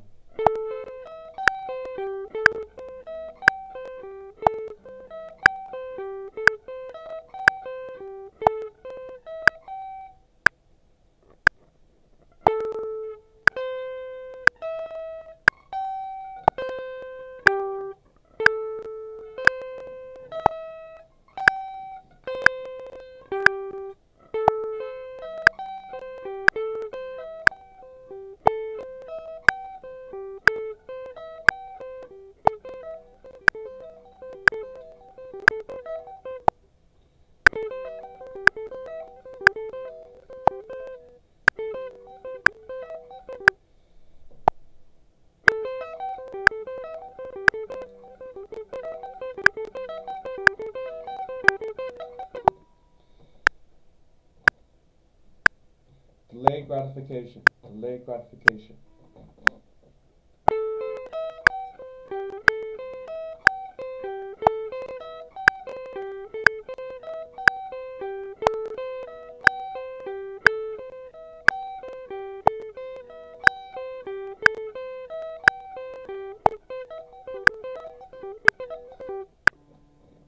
Okay.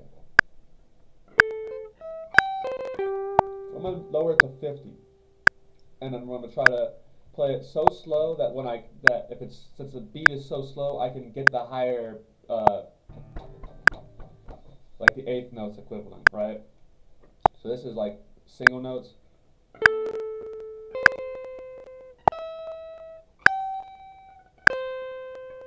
Right, and then this is like half notes.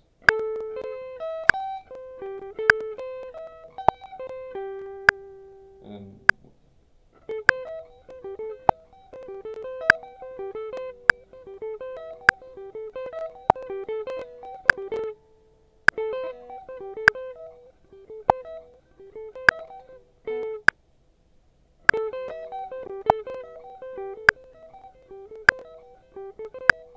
close your eyes.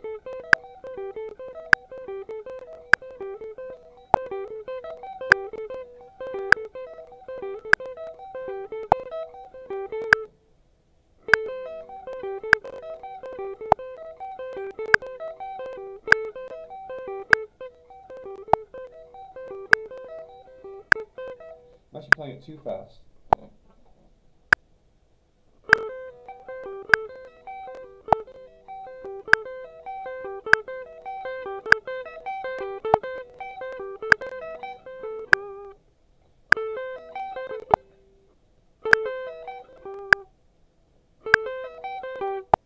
So this is a progression, right? I've gone from doing one per note, one per click, to two per clicks, to now I'm doing the whole thing in between each click. So it goes click, click, and I go do do do do do do do do do do do. And so we're putting 1, 2, 3, 4, 5, 6 notes in between each beat. And so that's the advantage of sweep picking, is that you can play so many notes so quickly. So we're going to start it slow, and let's just work with it. Hold up. We're playing really slow, so we have to go really slow.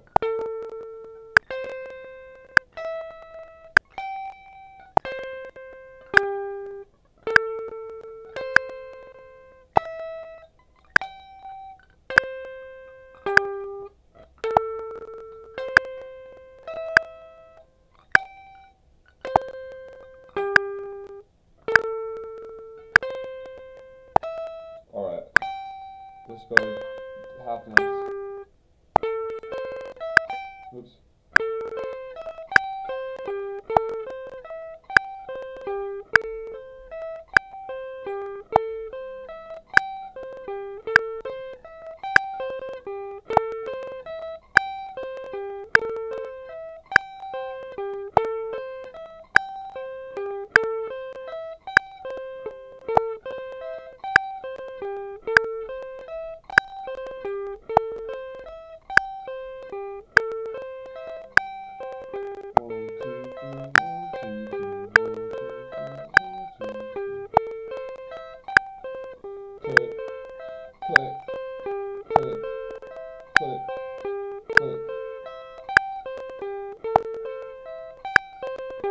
Now let's try to do it so we get all the notes in between each click.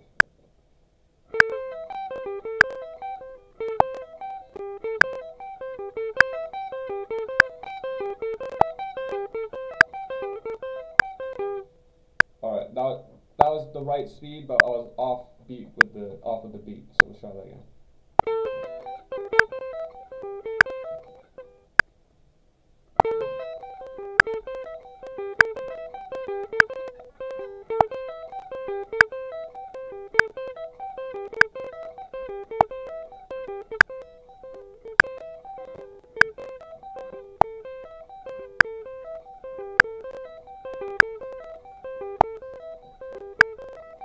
Perfect.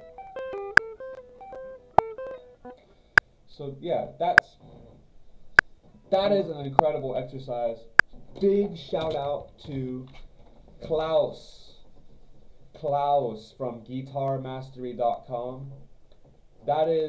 He really just brought sweep picking to the simplest fucking shit possible.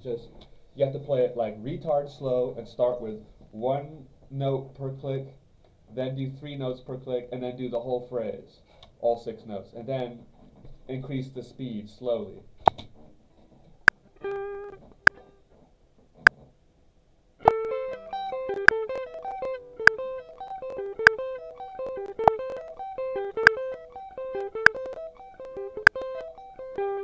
So let's try, we're going to get a little ahead of ourselves, but this is how I like to roll. Let's try sweep picking on an actual harder thing, so. Look.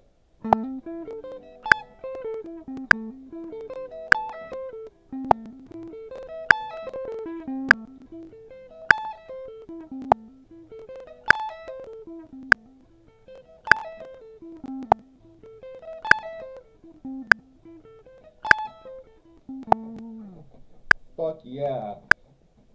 Klaus, you seem like a bit of a weird dude, but so am I, so appreciate you with your sweep picking exercises. That finally made the sweep picking click, honestly.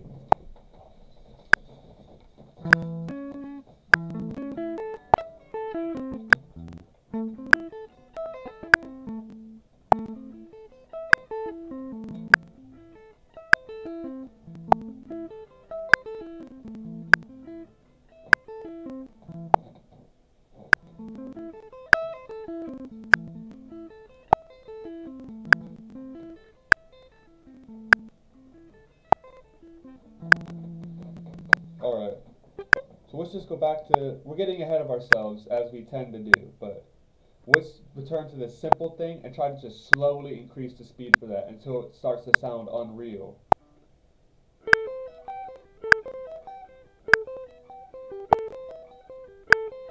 So this is 50 BPM.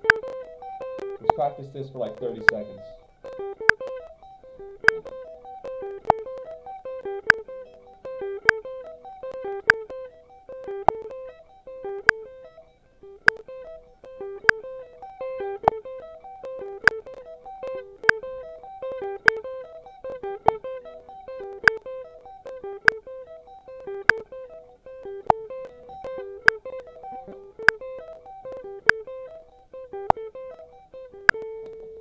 Alright, now let's bump it up to 60 BPM.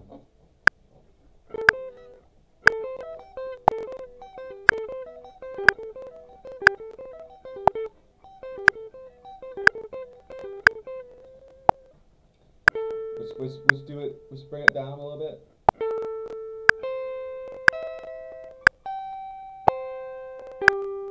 One note per beat.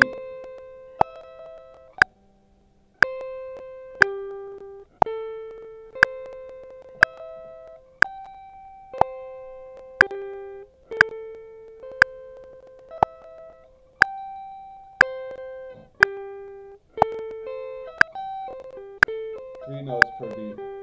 2, 3, 1, 2, 3.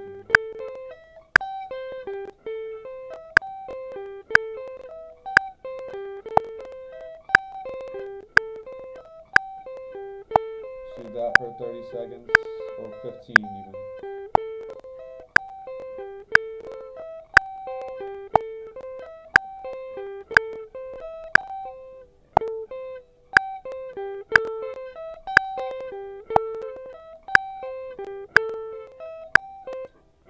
Now let's try to do all the notes in between each beat.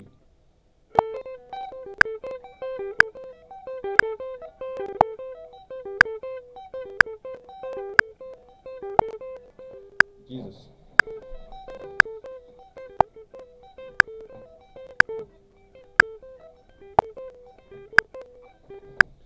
Alright. Take a deep breath. I'm trying to get this nose surgery, man. They ain't even gonna... Man, I have to wait till March. And then they're gonna do a scan and see how the steroids are working. And then I'm gonna have to wait another month. And then they'll do surgery on my nose. So I might not get nose surgery till April. What a bitch.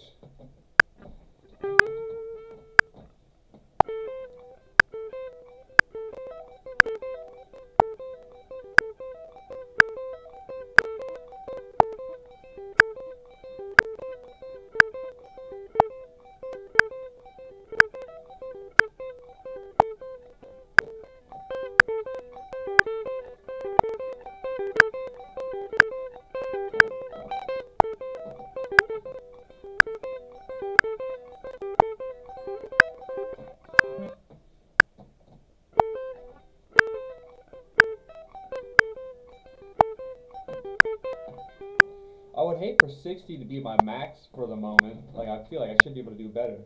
But I'm already having trouble with 60, really keeping it going.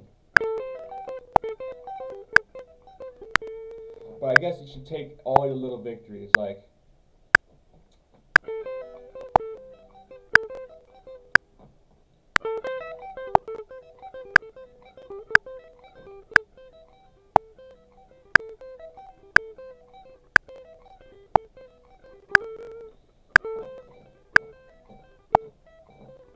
Let's try 70, and we'll try to work our way up. So 70.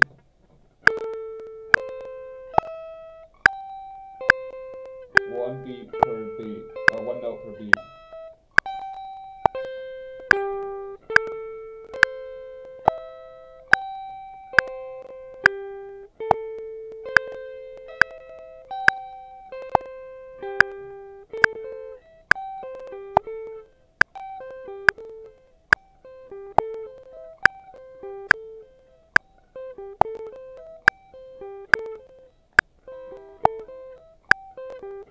Three notes per beat.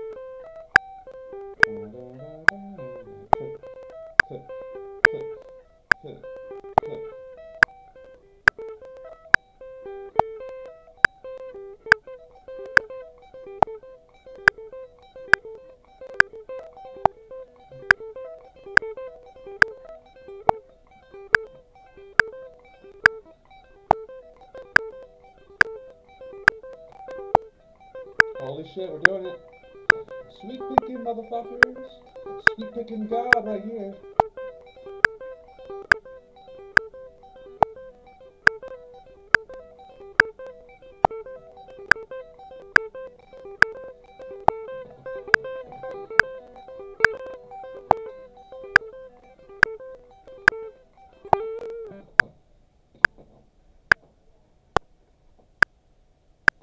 Let's try 75.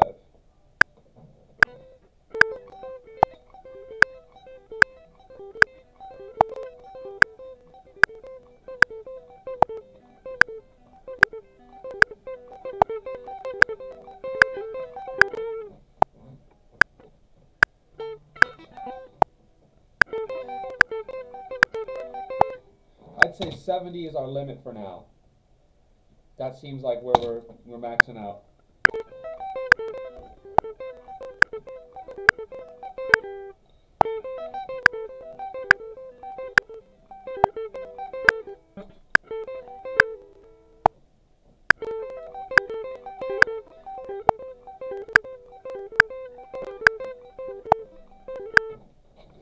Cool.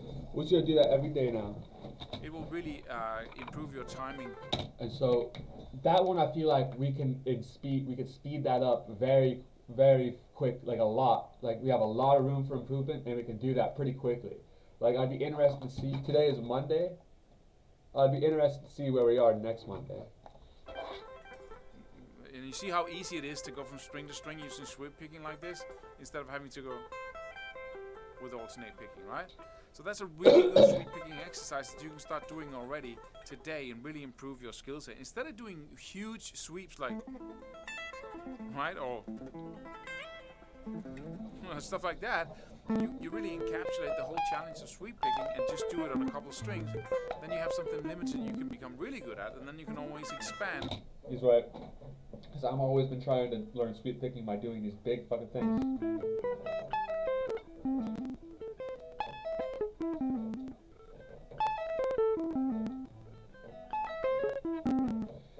That's too hard to learn. You got to start with simple.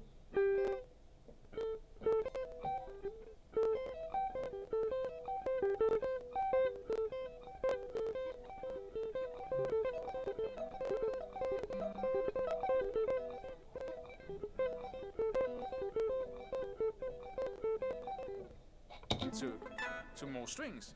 You can do it any place, any strings, but stay with a couple of strings in the beginning, and then you can do something else in the future. So that's the sweep picking challenge. Then we have the stretching challenge, and for that purpose, I really recommend that you simply play an A minor arpeggio, because the farthest distance we have in between two notes in the triad is from the fifth to the root again. So we have the root of the A minor here in the fifth right there, and this is the farthest stretch. And in order for you to be really comfortable at doing that, I recommend that you go through the arpeggio on the bottom three strings here, because on the first interval you have from the fifth to the eighth, that's 3 frets, right? From the second, the third to the fifth in the chord, or arpeggio, you have 4 frets, 2 whole tones apart, right? And in the last one, you have like 1, 2, 3, 4, 5, 6 frets in between here. Right? And so if you go back and forth between these, you'll naturally teach your brain these different intervals, right? And the exercise looks like this. You simply pick the first note in the 5th fret, hammer on to the next in the 8th, pull off again, and then slide up to the next note in the arpeggio, hammer on to the 12th, pull off again, and slide up to the 12th fret, hammer on in the 17th, and pull off. And then you can slide up to the first interval again up here in the 17th fret, hammer on to the 20th fret, pull off again, slide down to the next. You simply pick the first note, right? And so if you go back and forth between these, you'll naturally teach your brain these different intervals, right? And the exercise looks like this. You simply pick the first note in the 5th fret, hammer on to the next in the 8th, pull off again, and then slide up to the next note in the arpeggio, hammer on to the 12th, pull off again, and slide up to the 12th fret, hammer on. That's a good one. That's a really good exercise. So we're taking these triad arpeggios, right? And we're playing it on one string, and we're gonna practice just hammering on and pulling off for each of them. So, and so that'll ingrain those different distances of notes, those intervals, right?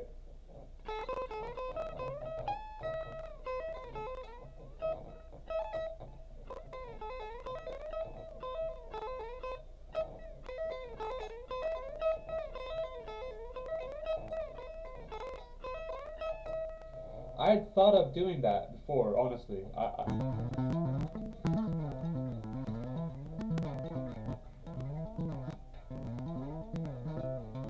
So it kind of gets you orientated with the verticality of the triads, which is pretty good, because that's going to show up in all of the scales and all of the everything, all of the arpeggios.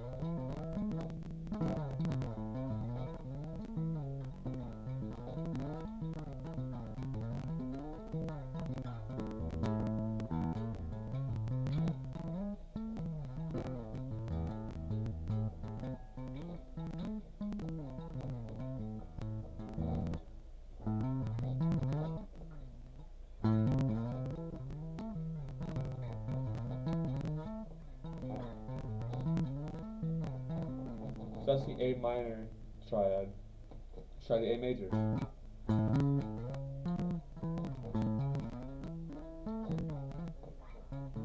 It's like the opposite. Hey, I gotta hit the bathroom right quick.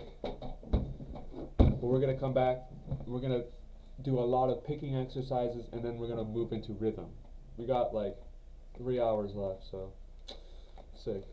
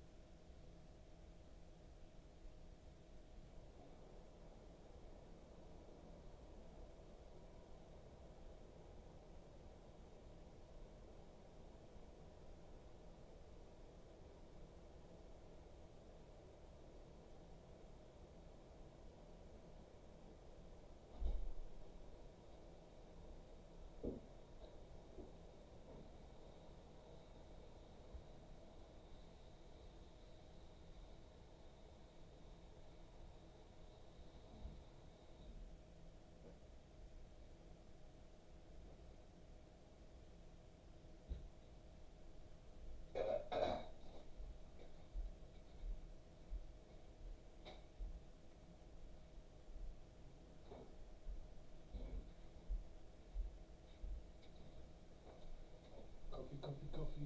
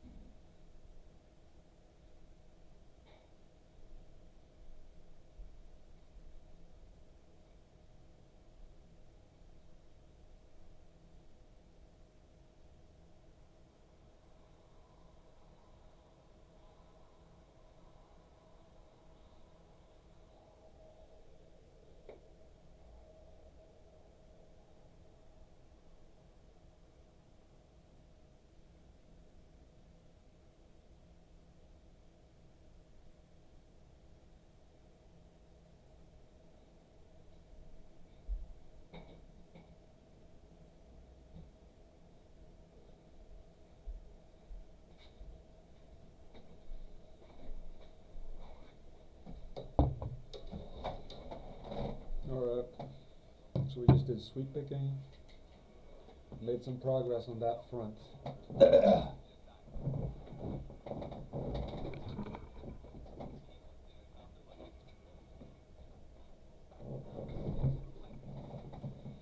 It's like a war, getting better at guitar. I feel like Hitler, man. I'm fighting a war. Dude, I'm worse than Hitler. I'm fighting a war on like 9 different fronts right now.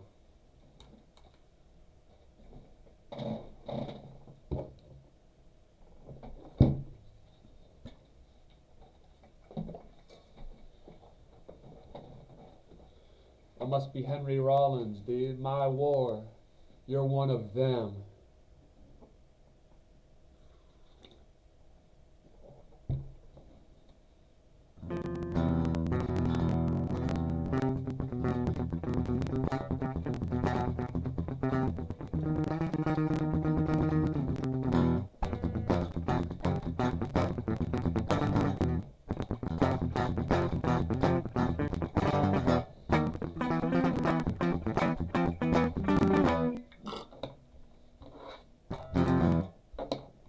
In the 17th and pull off, and then you can slide up to the first interval again up here. So let's work on these intervals.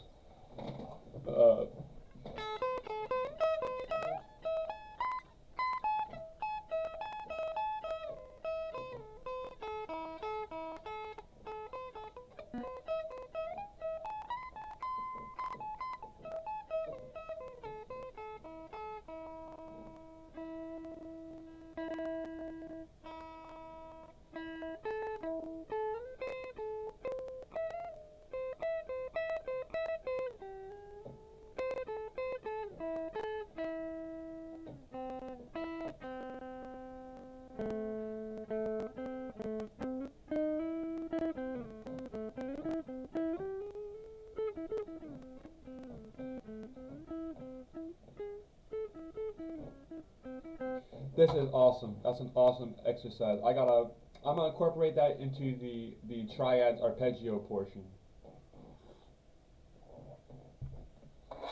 That's super useful, because if I got super used to those intervals, I've gotten really used at these intervals, like the next string intervals, but all the way up here on the same string. That is really good. That's a super good thing to practice. And so I'd throw that in during the triads, because we're using triads to find those things, right? And I do that on each string for each triad that we do. That, holy shit. Practicing that every day would be incredible.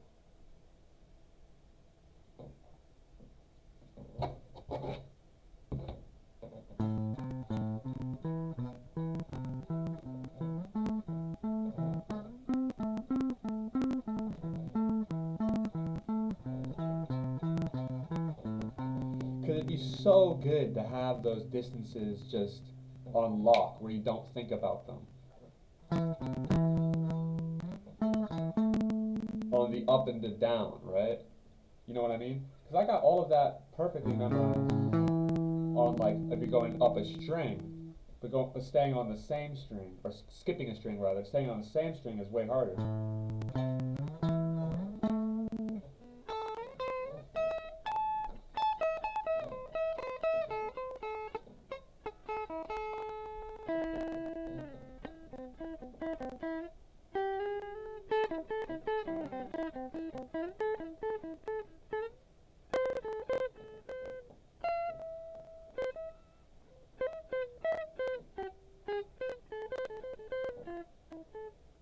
And that's going to help with every single arpeggio, basically. And it helps with you stretching your fingers as well.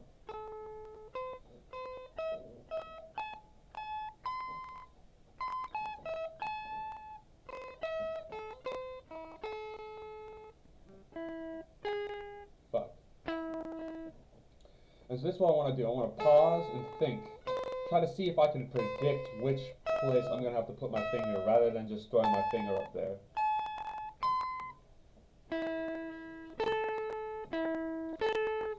So this is what happens when you get good at music, is you start to be able to, like, see what note is going to, like, you can hear what it's going to be before you put your finger on there. If you stop and look at it. Right? Uh-huh.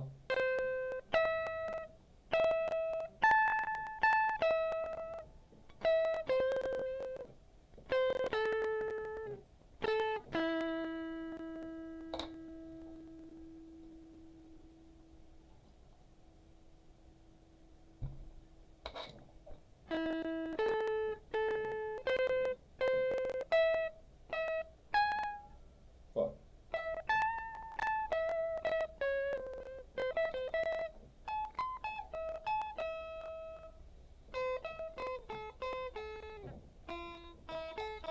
That'll help immensely if I do that every day.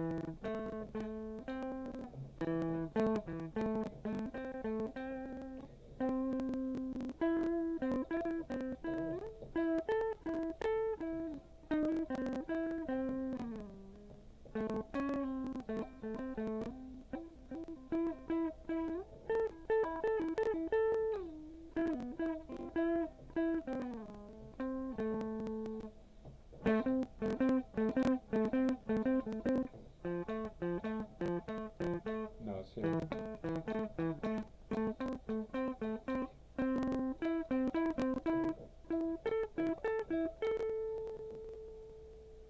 So it goes 3, 4, 2, 3, 4, 2, 3, 4, 2 in terms of the distances of notes.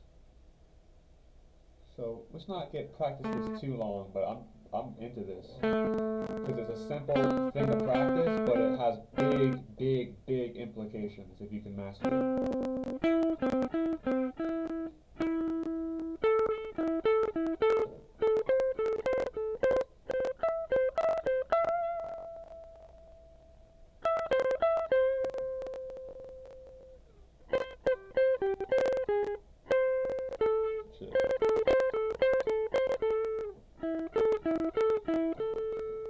Now, we're kind of getting distracted from our picking situation, but I'm going to throw that into the triads practice every single day, because that's incredible.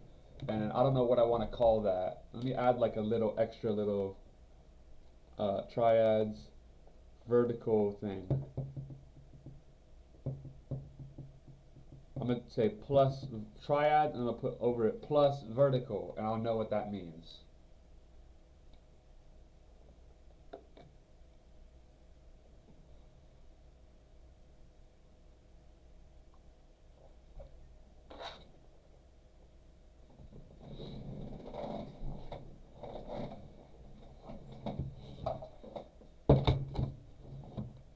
I'm going to wake up to plus vertical. What the fuck does that mean? Nah. Alright. Let's do some Yeah, in picking. the 17th fret, hammer Or on to the let's 20th finish this fret, video. There's a lot pull of off gold again, in here. slide down to the next note in the arpeggio, hammer on, pull off, slide, hammer on, pull off, slide, hammer on, pull off. He wants You don't us have to to do do that. this fast. He wants us to do it with hammer-ons and pull-offs.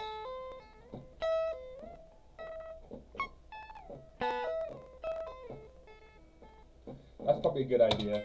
It doesn't have to be on blah, blah, blah, blah.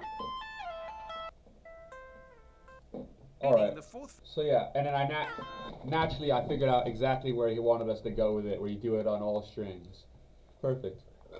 I'm getting good at that, at predicting where the workout is going. So let's try to do these burnt exercises that we learned the other day with the alternate picking, right? So the one up, up, down, up, down, up, down, up, down.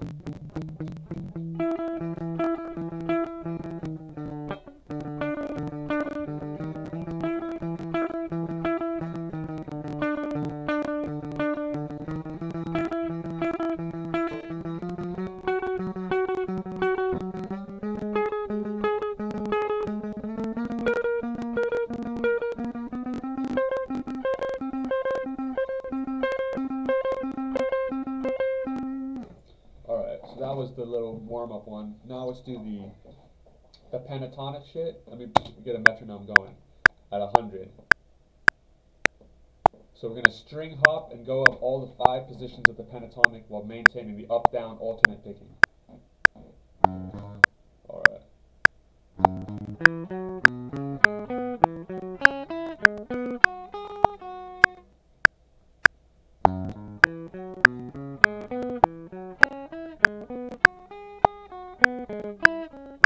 Sounds like we're out of tune, but we're just going to keep going.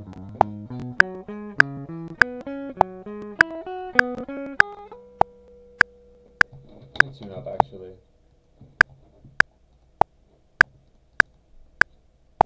Doesn't really matter.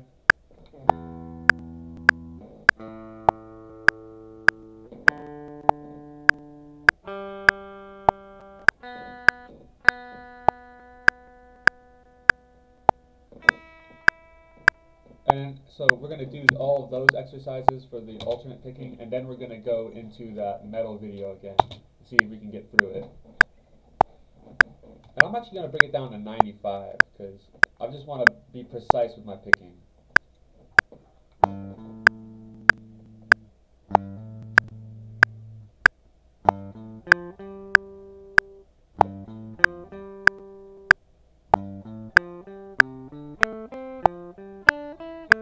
Oops, wrong shade.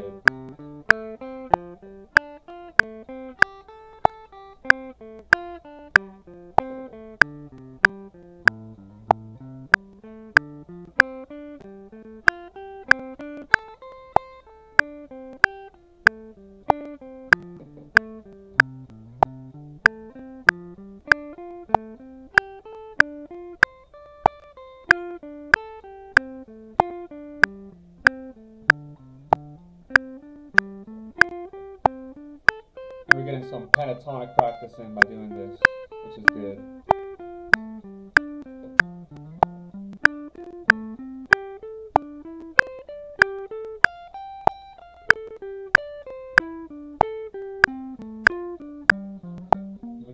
This is the octave.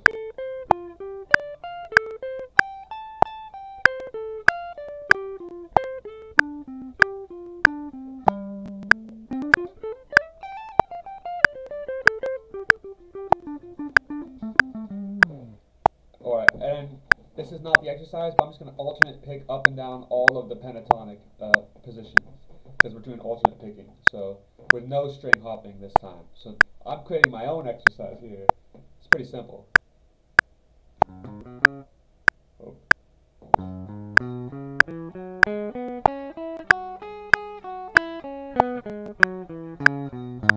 That's a really tough one, right?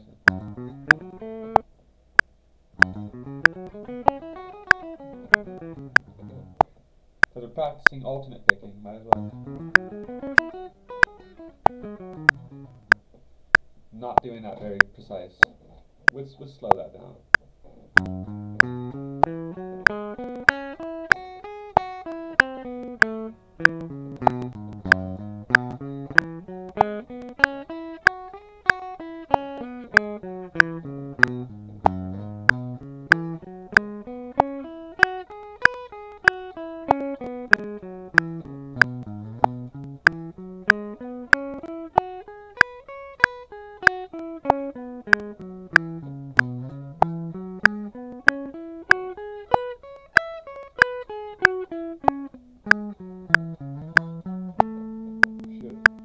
Shiznit.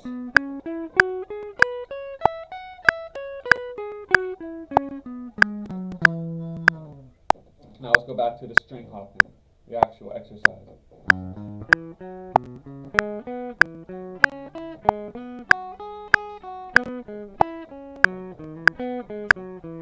Fuck. Let's do that carefully more.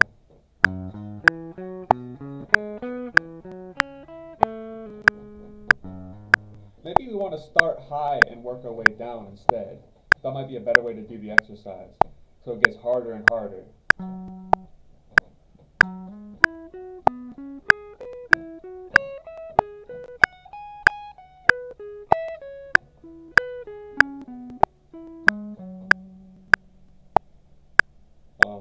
And then it would be this one.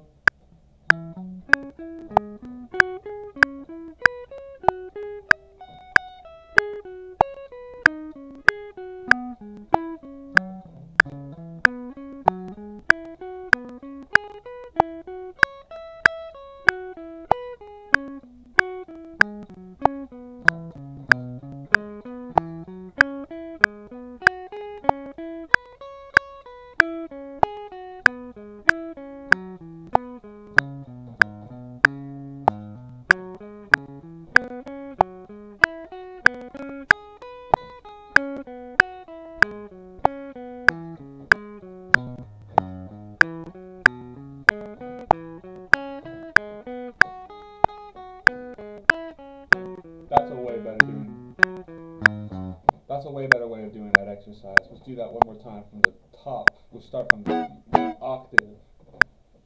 And this is position 3, I think. This one is position.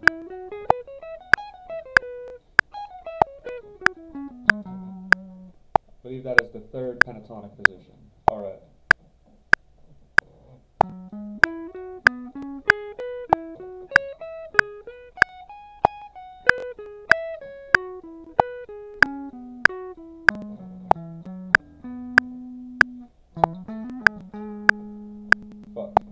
Fucked it. Try it one more time.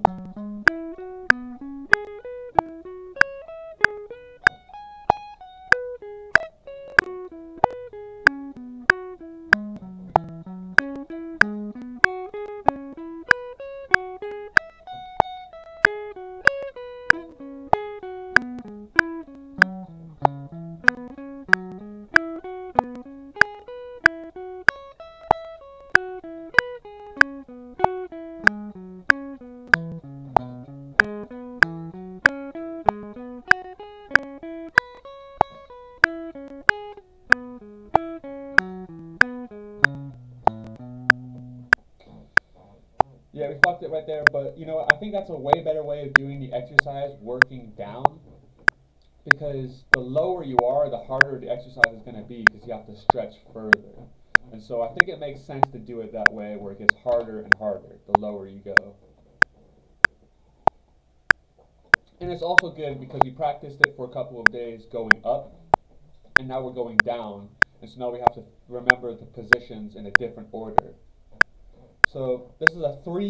I really like this exercise because it's not that, for one, it's not that hard, but it practices 3 very important things.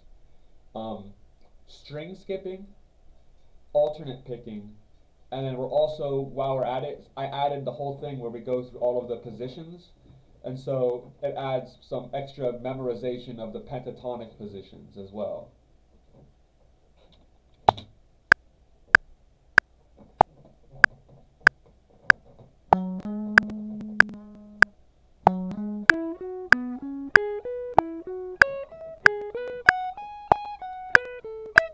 But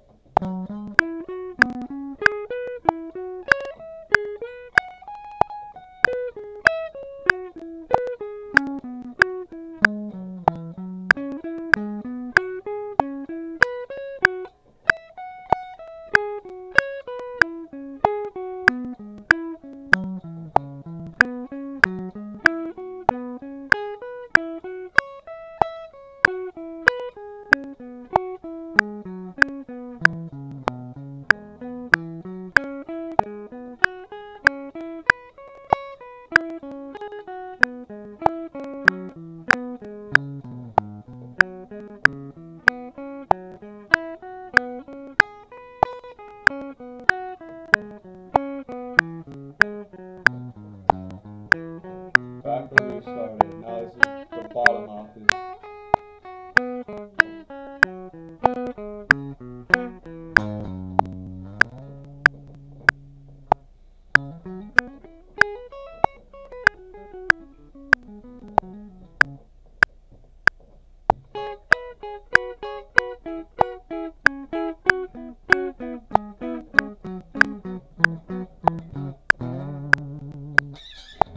Alright. Now let's go on to this, to the alternate picking exercise for the 3-note per string modal shape. I really don't like that one at all. This one's weird. So it's in natural minor, and then we have to do it like this. We go. So it's these triplets, right? And so the idea is that we play one triplet and it's down, up, down. And then we play the next triplet and it's up, down, up. And we play it at the octave, right? Then we go back down to the 5th. That's not the 5th at all, but whatever. We play up, down, up, down, up, down, up, down, up. Then we play this triplet, down, up, down, up, down, up. Then we play this triplet, down, up, down. And then we do this last little lick where it's like, it's a 5-note thing out of nowhere, and it goes up, down, up, down, up. I don't like that at all. But we'll do it.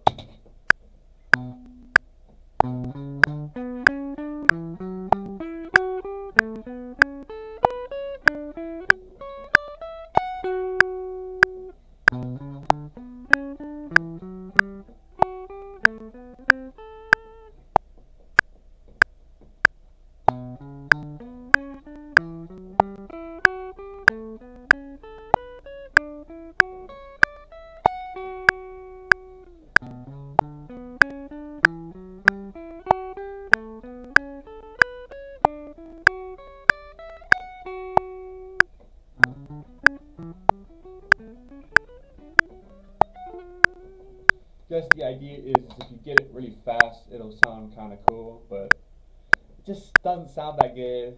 And then it's also like really awkward because we're going up to the octave, down, up to the octave, down. It's like I don't know what he's going for in that exercise. It's pretty awkward to me.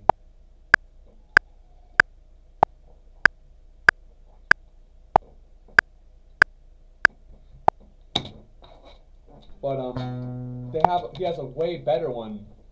So that he does like just for this video, it was like 4 levels of alternate picking exercises, and then the number 4 is like this arpeggio one, and this arpeggio one's badass. Like it goes like this, down, up, down.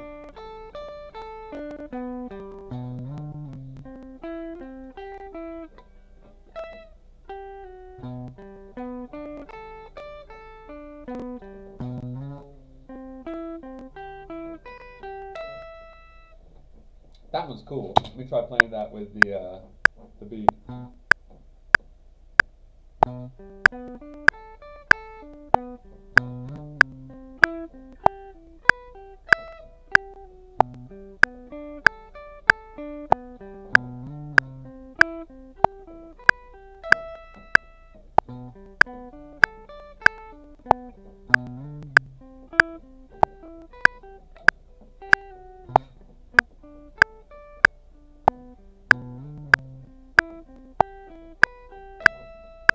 Okay, let me put an amplifier on so it sounds, we get the distortion that he was going for.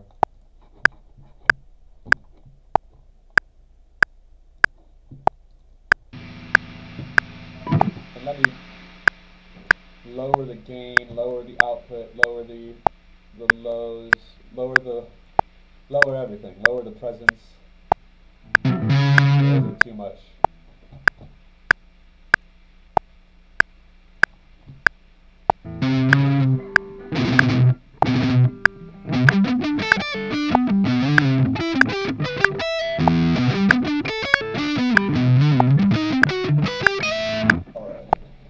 Let's do this. We're at 95 BPM, which is good practice.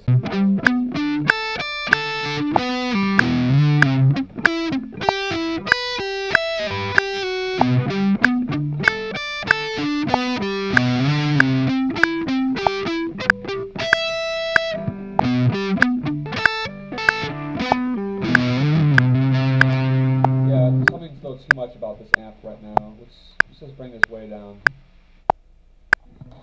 Yeah, that's much more manageable. There you go.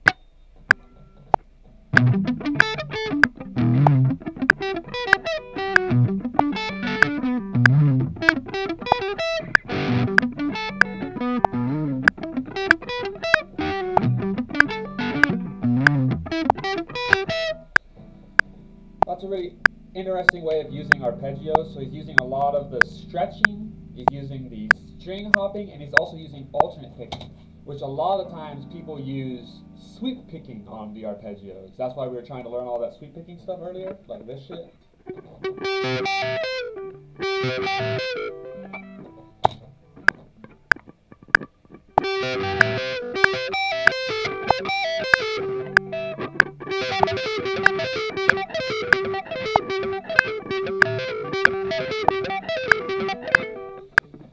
We'll return to that more. It sounds weird now that it's amplified, but.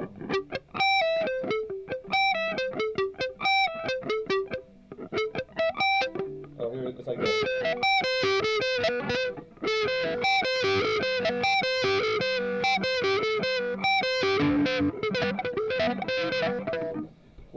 We're gonna do that sweep picking shit every day and really nail that shit. Sweep picking. It's really important. If you want to sound like a real badass, you gotta have sweep picking. So then you can play those ridiculously, like, sweep picking is how you get the most amount of notes in the shortest amount of time. Right? I feel like you can get even more notes with sweep picking than you can with tapping.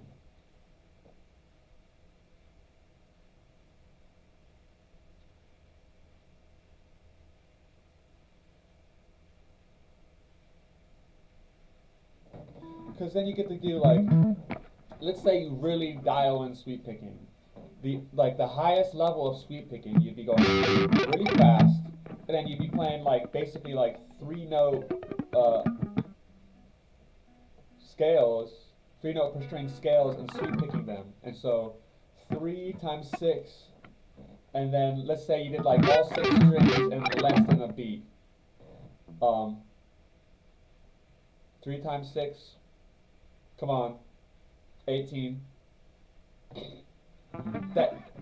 If you really get your string picking down, or your sweep picking down, you could in theory be doing like 18 times 2, 36 notes per second.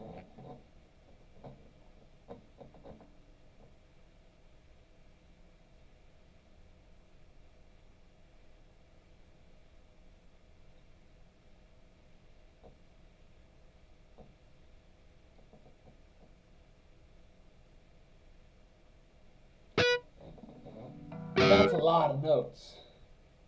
Because then when you think about that, 36 in less than a second, then let's do like 36 times 60.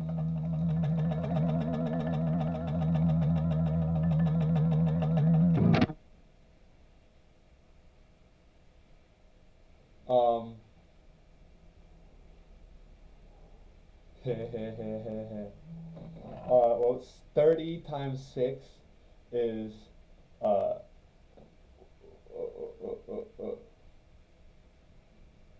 180, and then 6 times 6 is 36. So 180 plus 36 is 216. 216 notes per minute.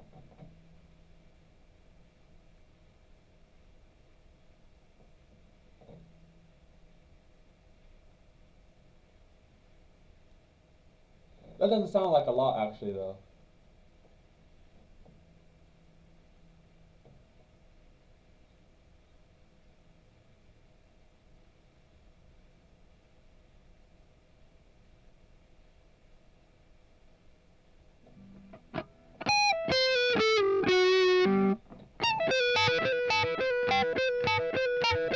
Alright, let's not get distracted. Let's get to the these metal rhythm exercise things. So we learned, we're gonna mess around with we're gonna get back to the galloping, right? Dun dun dun dun dun dun dun dun dun dun dun dun dun dun. We're gonna get to that, but first we're gonna do all of the that whole thing. So let's do this. We're gonna start at 95. 1, 2, 3, 4. 1 note per hit. I'm gonna do that for 30 seconds.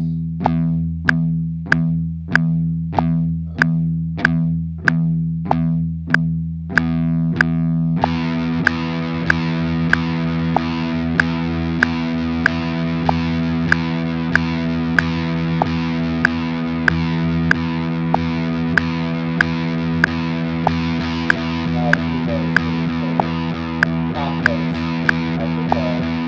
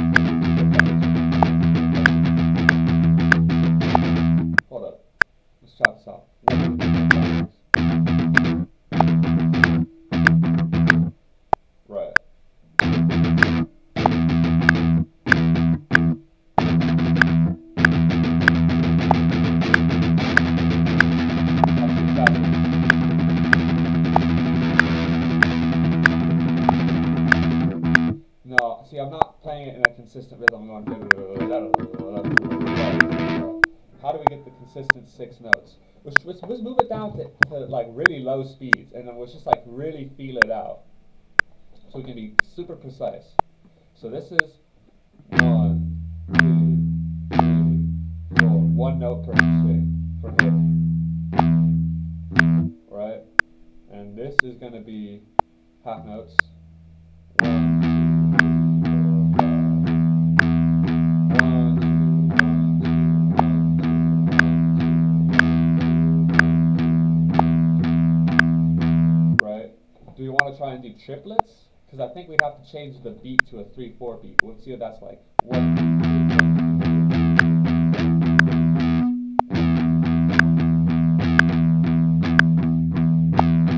We can do triplets.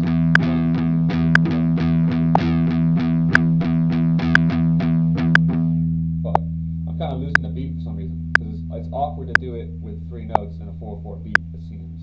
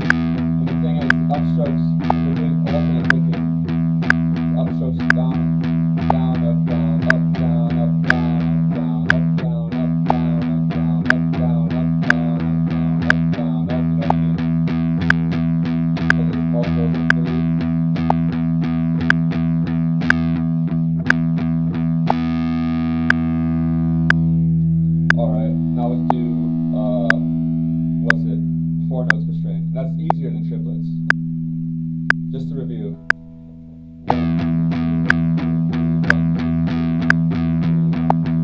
Alright, now let's do 4 notes. Hold up. 1, 2, that's 1, 2, 3.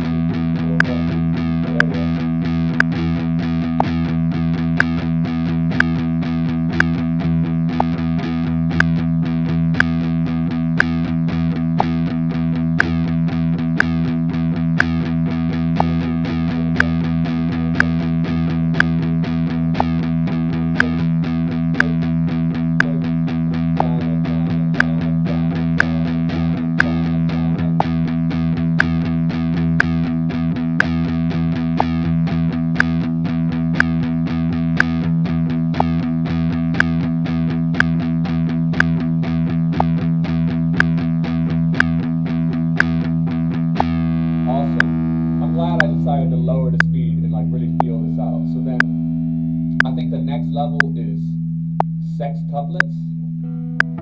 If we did 5 is also valid, but it's like it's an odd rhythm, so it usually is like designed to leave you off kilter. Now for 3, for some reason that works because that's the swing thing. If it's 1, 2, 5.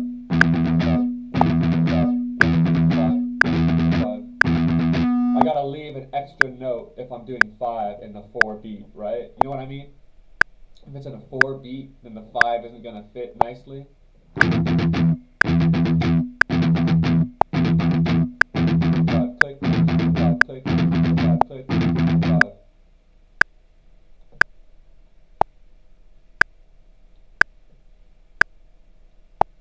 So then 6 would be, let's try this.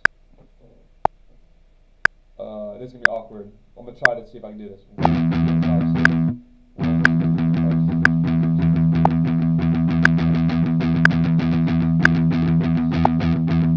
6. It's hard to do that.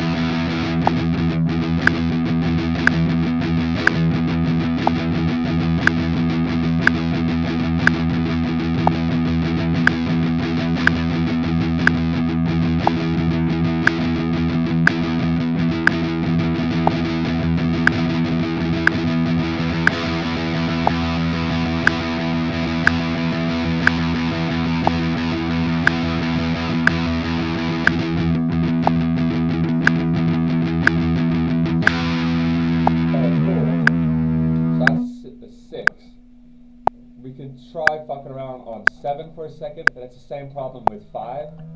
So it's like, usually that's designed to leave you off kilter, right? Like Tool has a song, Third Eye, and it's like the whole song is in like one thing, and then once they get to the part where it says, prying open my third eye, they use all this, that's 7 syllables. Prying open my third eye. 1, 2, 3, 4, 5, 6, 7. 1, 2, 3, 4, 5, 6, 7. You know what I mean? It leaves you off kilter. So let's try throwing that in between the 4, 4. So 1, 2, 3, 4.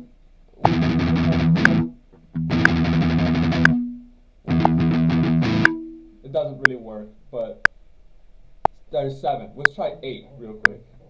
So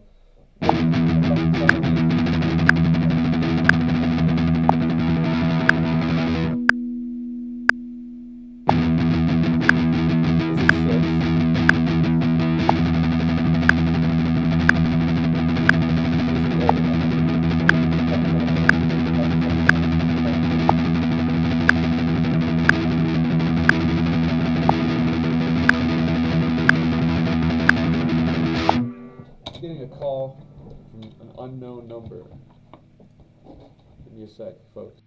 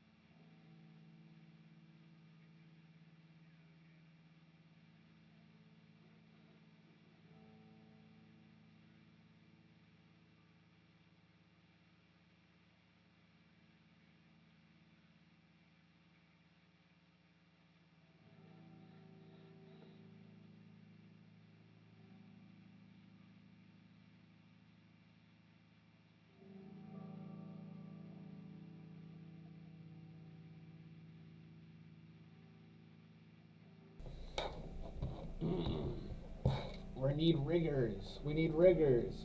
We're gonna rig this next election.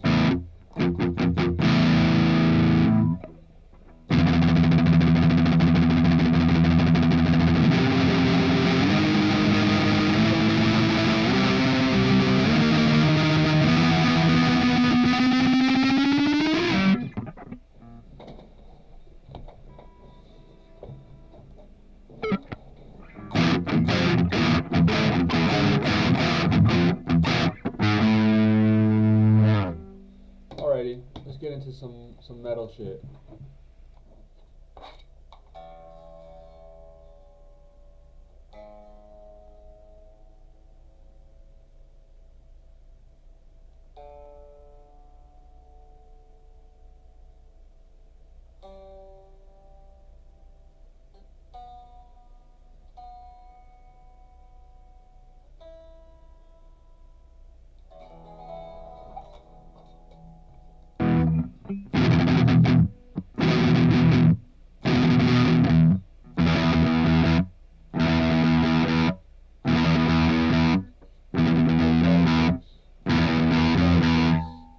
That's interesting. You put the high note on the 5.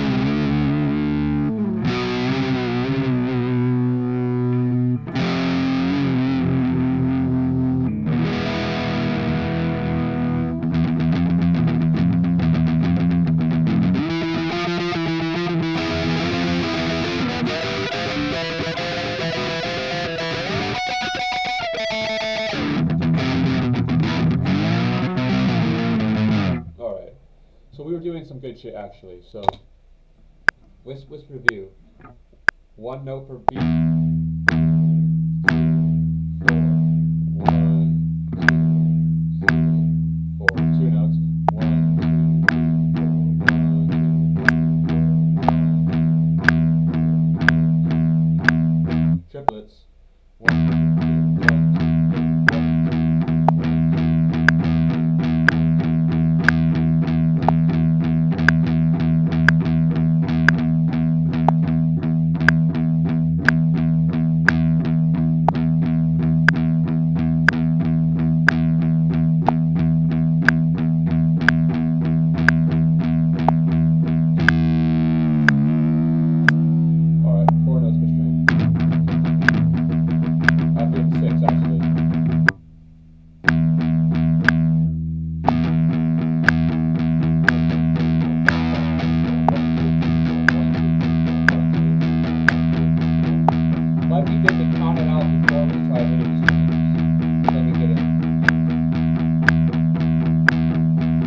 Try 6. 1, 2, 3, 4, 5, 6. 1, 2, 3, 4, 5, 6. 1, 2, 3, 4, 5, 6. 1, 2, 3, 4, 5, 6.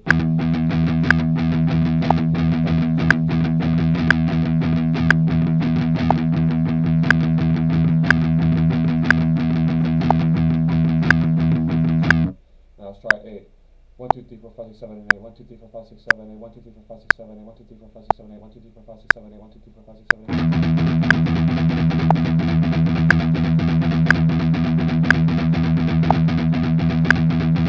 That's not right. That's 4.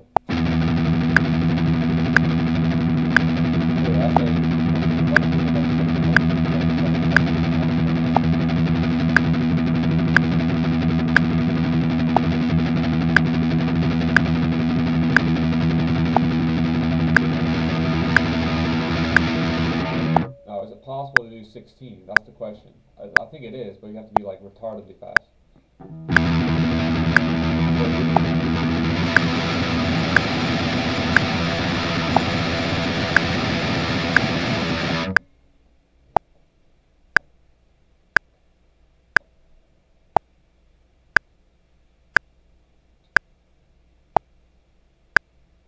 feel like 16th notes, it's not impossible, but it's very, very difficult on guitar. On drums, it's like, that is what's really cool is playing 16th notes. Like if you can play, like the drummer from Joy Division, he played 16th notes like it was nobody's business.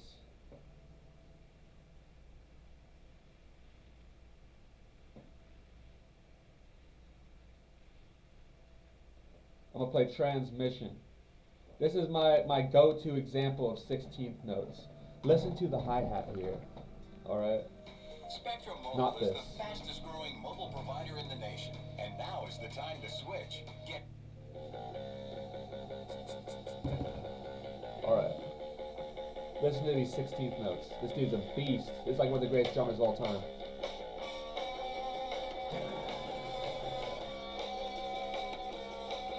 Listen to the hi-hats. See, nowadays in modern rap production, they do these 16th and 32nd notes with the 808s and all of that. Joy Division didn't even need that. They just had a drummer who's able to do it.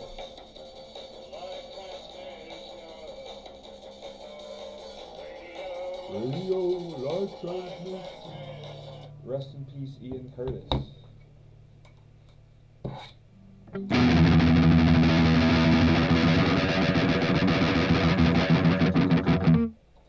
Alright, so let's go into the galloping, right? Dun dun dun dun dun dun dun dun dun.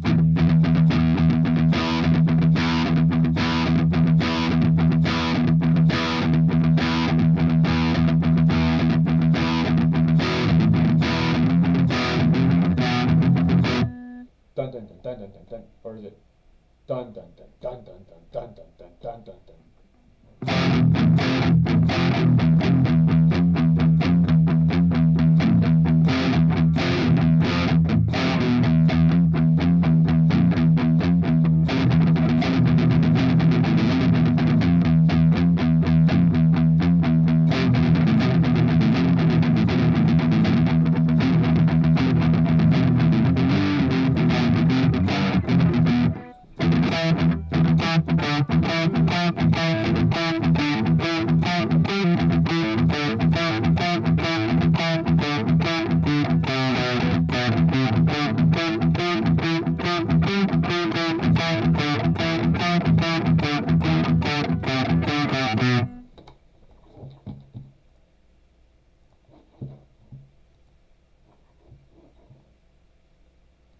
Alright, let's go to this dude's video. This guy. We never made it through his video. It's half an hour. Like, we only got halfway through. So let's go back to the 6-minute mark where he starts talking about the galloping. 4 times round we've done da da, and then 4 times round we've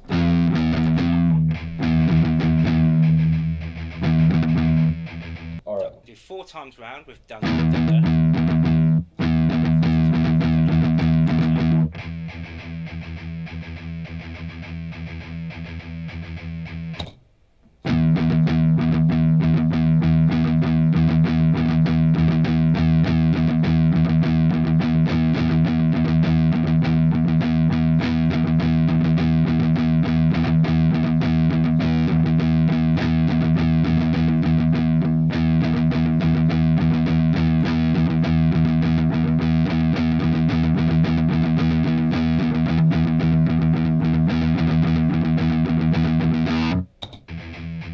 The little exercise, and then I will show you how to do it.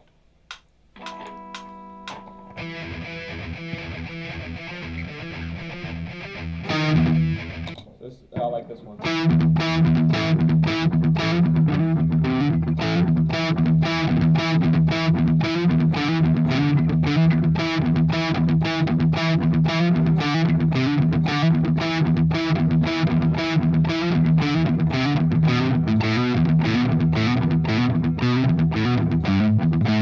Oh yeah, and that's right. I'm doing hammer-ons. He doesn't want us to do hammer-ons. He wants us to do it all like alternate picking. So it's galloping. It's combining galloping and alternate picking and the Phrygian scale. So it's dun, dun, dun, dun, dun, dun, dun, right. The dun dun dun dun dun dun. That's the gallop. and then do this.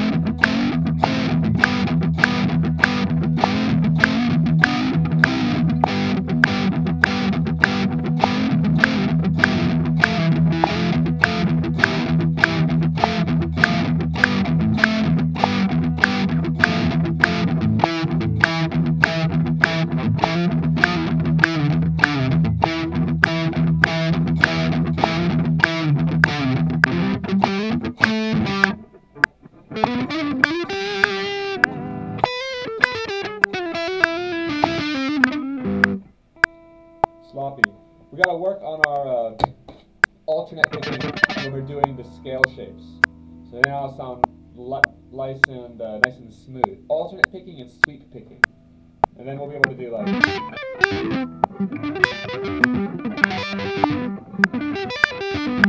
all beautiful. And then we'll also be able to do this.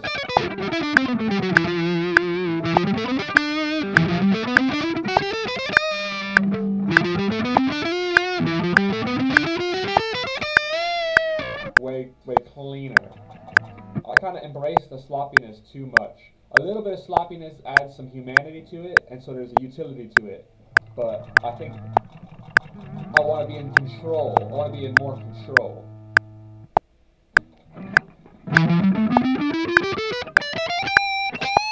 Because I don't want to be soulless. There's a lot of metal players who are just totally perfect, and it's completely soulless. That being said, there's an added level of control I need.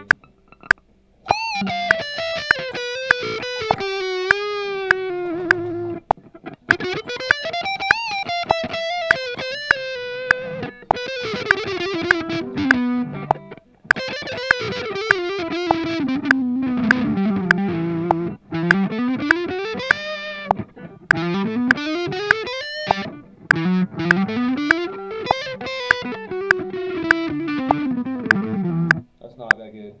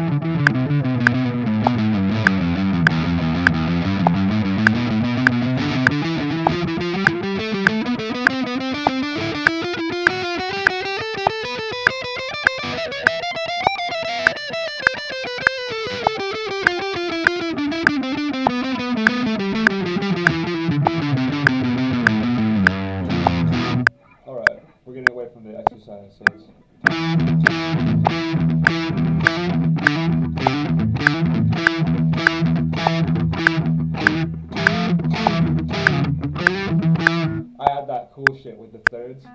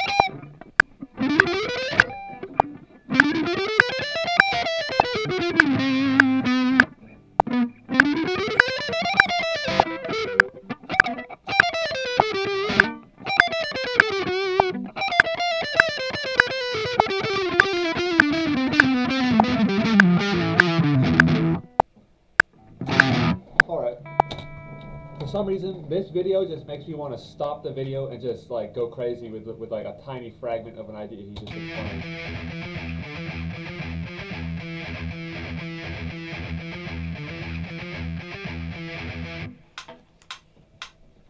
So that's the exercise. So we've got the same two gallops going on. Dun dun dun dun dun dun dun dun dun dun dun dun dun dun. But we're not just playing it on one string now. So we're going to play 7 on the A, 2 on the open bottom string. So that's your first gallop. Dun dun dun dun dun dun dun dun dun dun. Then we're going to play, which is your second gallop. Dun dun dun dun dun dun dun dun. We're going to play 7, 8 on the A, 2 and then open bottom string. 5, 7 on the A, open bottom string. 7, 8 on the A, open bottom string. 8, 10 on the A, open bottom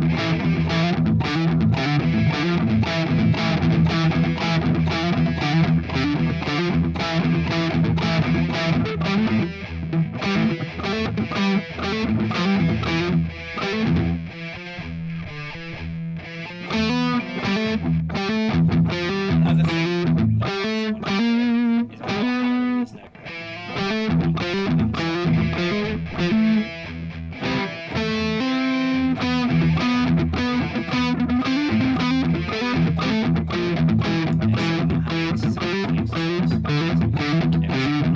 So this is a variation of a gallop. So instead of 2 and 1, we'll play 3.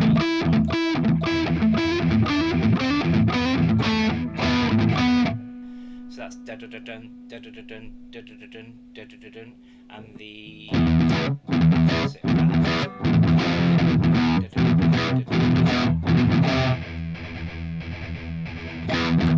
So again, play positions together. So this is a variation of the gallop. It's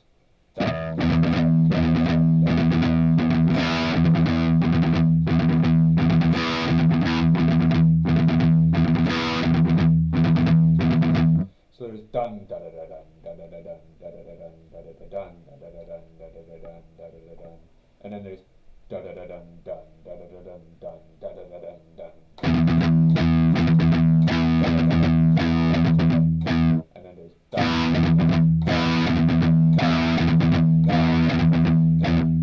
Right? It's so similar. It kind of almost makes you want to laugh, but there is a difference, right? Dun da da da dun dun da da da dun da da da dun dun da da da dun dun da da da dun dun da da da dun dun, right?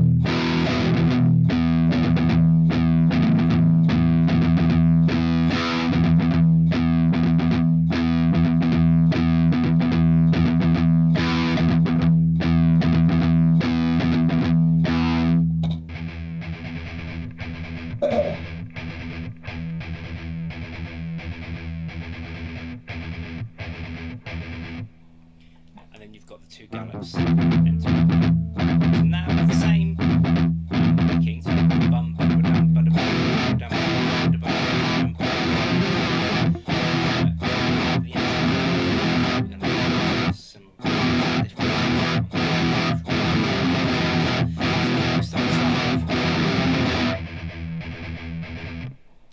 as we just did, and then we're going to change into the ba-da-ba-dum, ba-da-ba-dum. So It's nice switching between the so 2 we're going to gallops. play 3 times on the first fret of the E string, once on the 15th of the A, so then the second fret, 12 of the E, 14 of the A, 10 of the E, 12 of the A, and 5 of the E, 8 of the A. So this.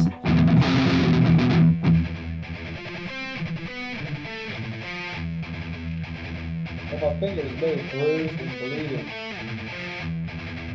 So again with the metronome and then slowly. All this guitar playing.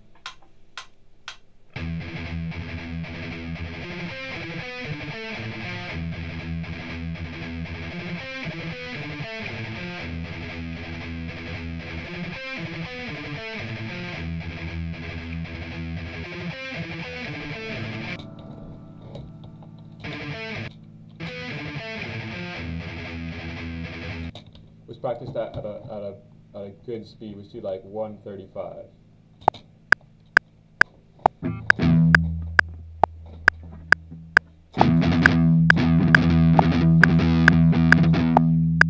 Jesus.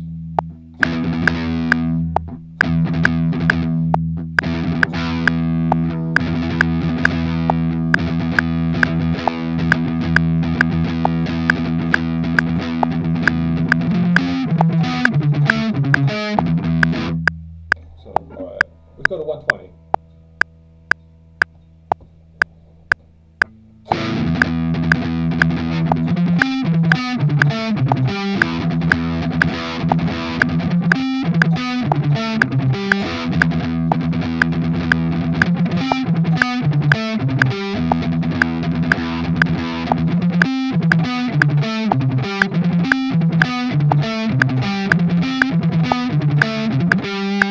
Slow it down to 100 so we can really get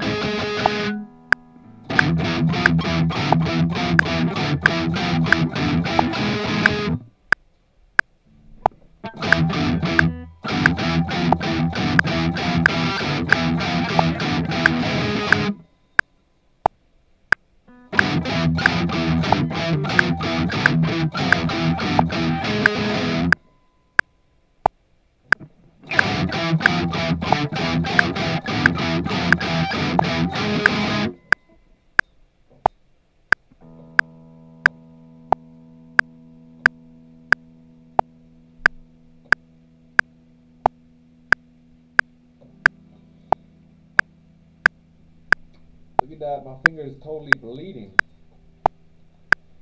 They say practice till your fingers bleed. And then practice some more.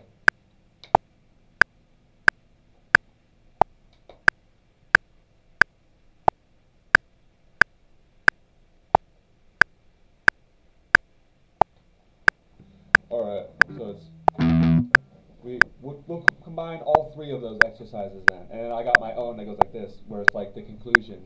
Where it goes.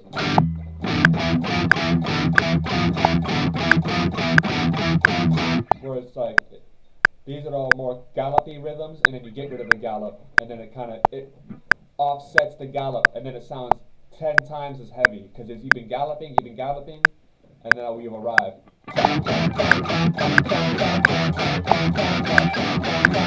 You know what I mean?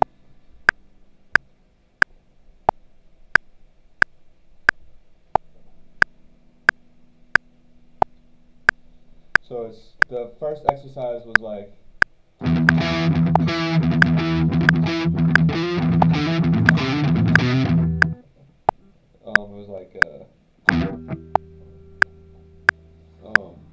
that was it. It was like,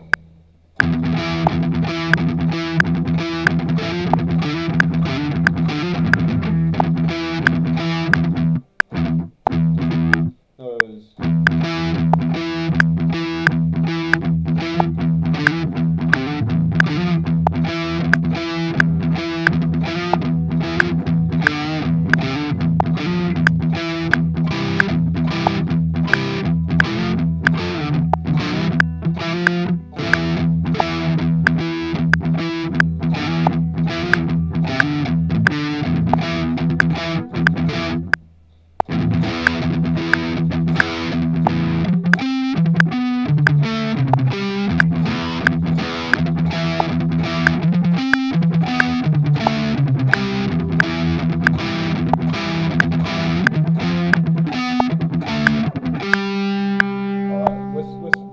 On rhythm. That's the whole point.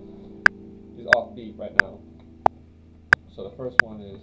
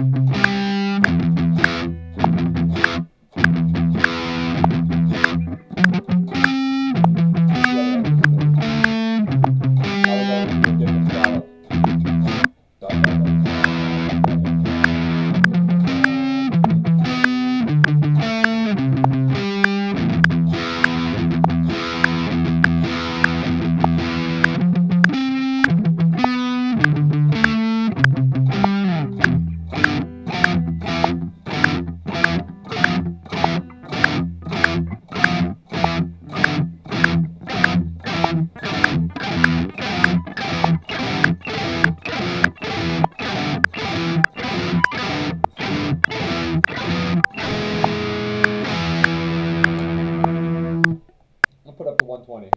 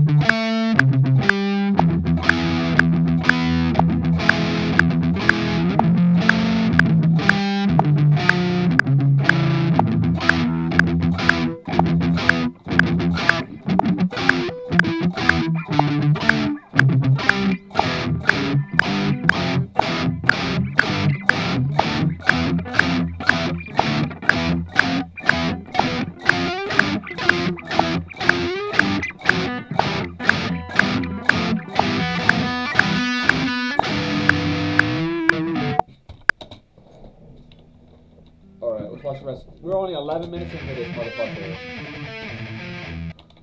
So he did it all fast. So I'm gonna try putting it up to 150.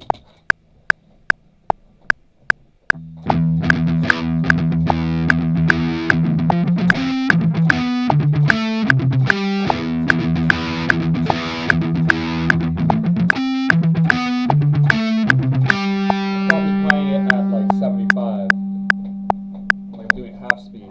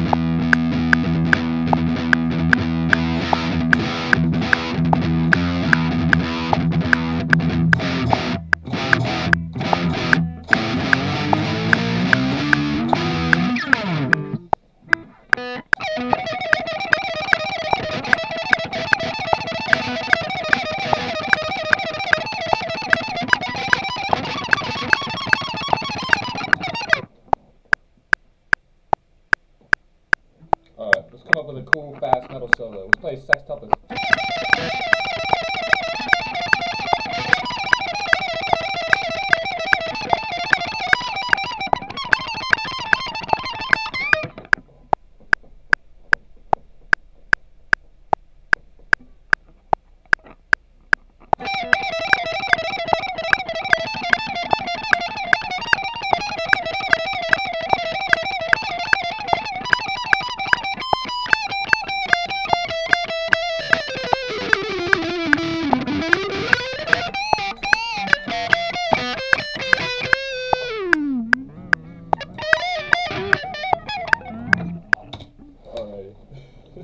We're getting a little too ADD right now.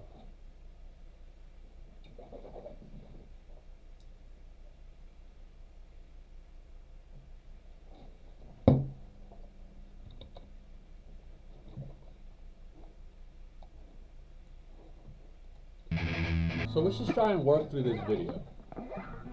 Actually, I'm just gonna watch the video. And unless he says like a really, really good exercise, I'm just gonna let it run. We're gonna try to internalize it. There's like 20 minutes left in this. And slowly.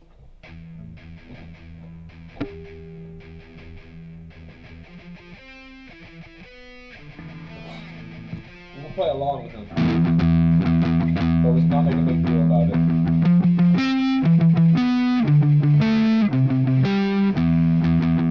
Here's the next one. Alright.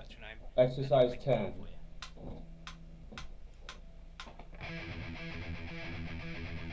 Oh, that one's sick. That sounds like At the Gates. Slaughter of the Soul.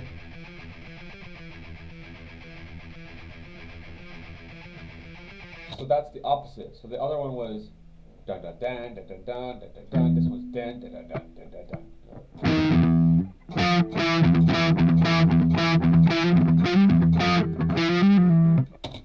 Alright. He's gonna break it down. And when he plays it slow, we'll try playing along. And we're just gonna breeze through the video. It's over 2 strings, and I'm going to start with the A string. Now every single beat I'm going to start with a downstroke. So we've got a downstroke on the 7th of the A.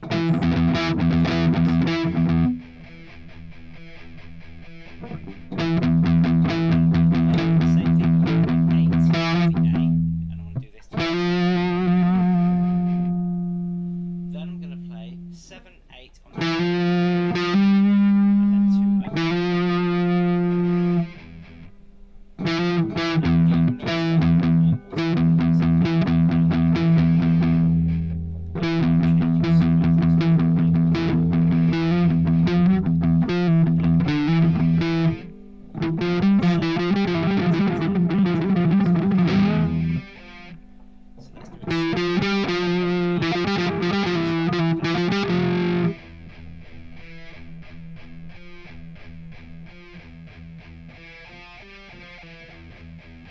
Alright, so John.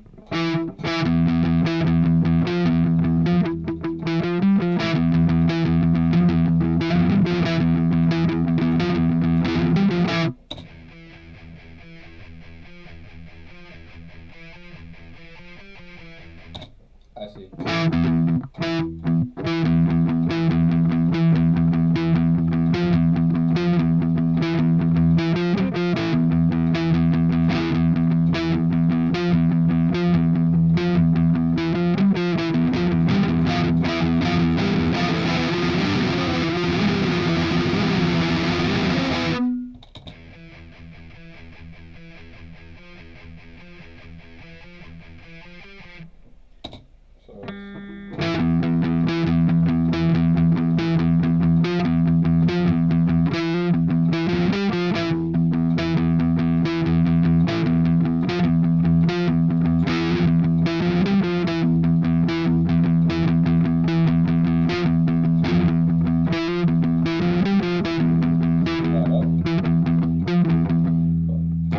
So it's 1, 2, 3, 4, 1, 2, and then we get this hammer on.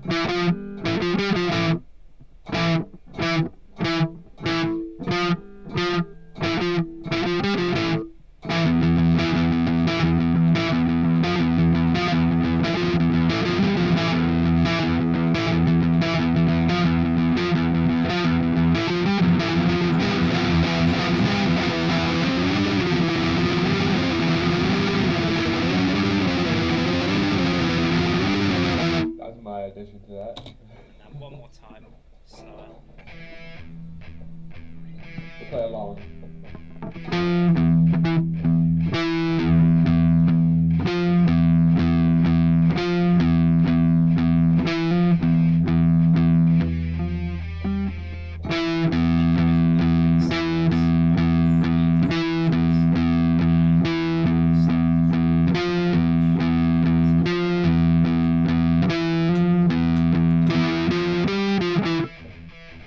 Exercise 11. I like that one. Oh yeah. Now we're getting it.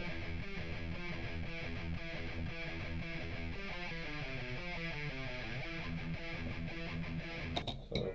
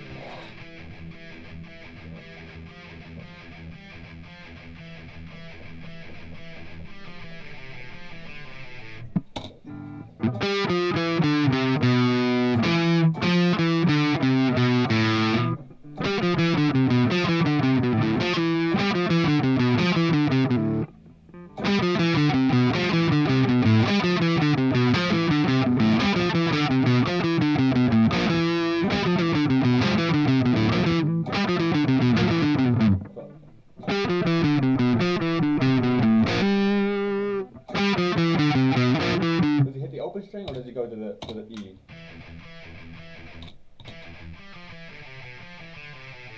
Yeah, he goes open string.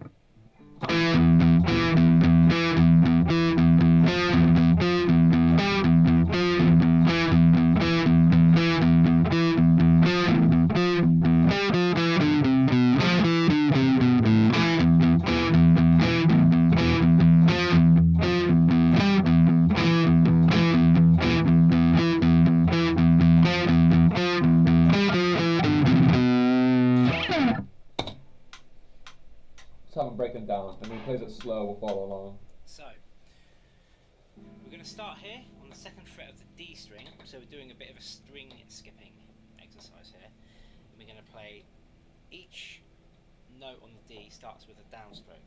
So we're going to play down, and then 2 on the bottom of the D string.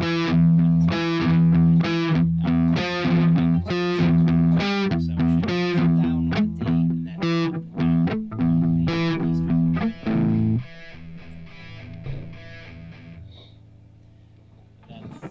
the D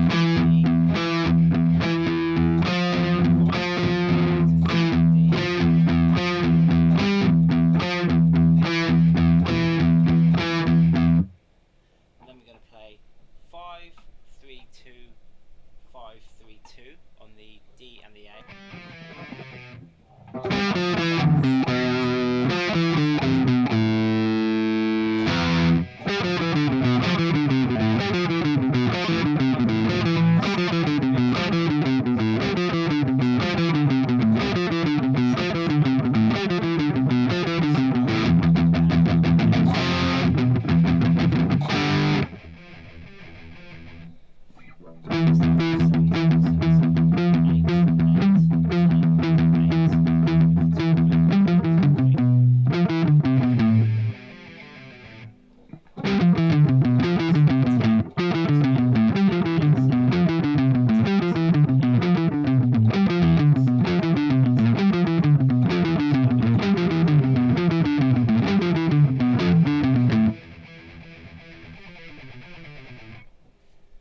Finally, we're going to come up here on the 12th fret of the bottom string.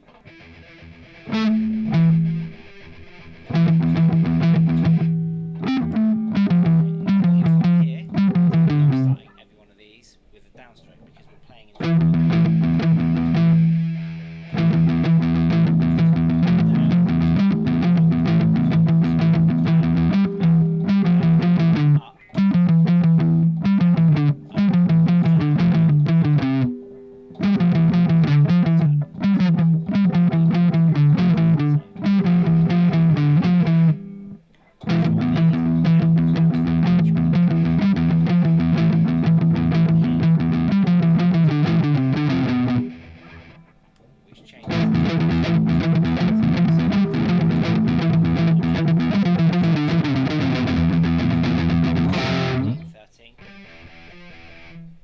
back to 12, and then 10, 8, 7, 10, 8, 7. Oh, I see. 8. So it starts here, on down here.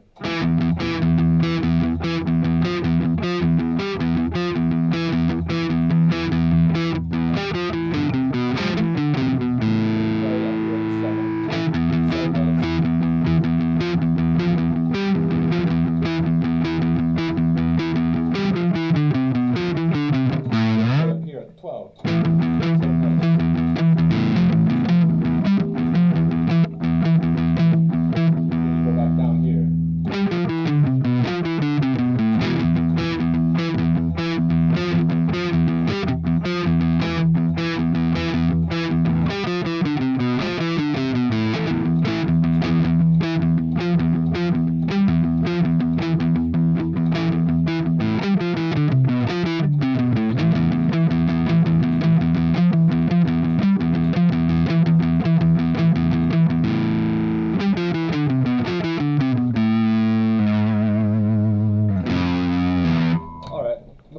That's a really good one.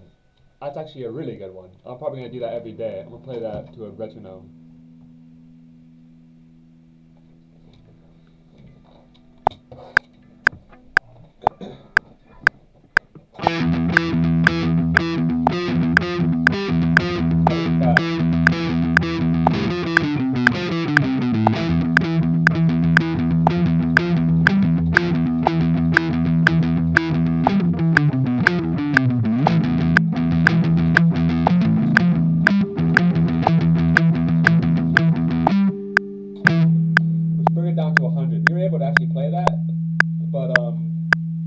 want to work on it, be really precise.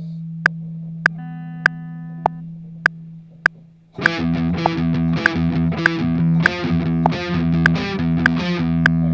get in line with rhythm.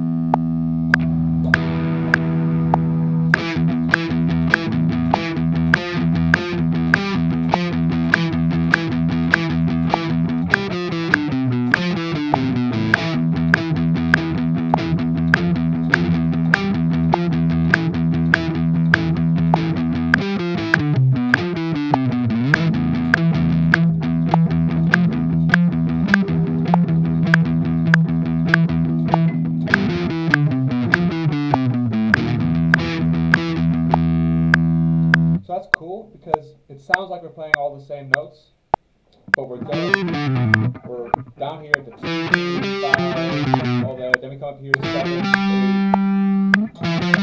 We're playing all the octaves essentially, not diagonal, backwards. And so we're ascending up the fretboard, but we're staying in the same place, right? So we start down here. At the 2. We go up here to the 7, and then we go up here to 12.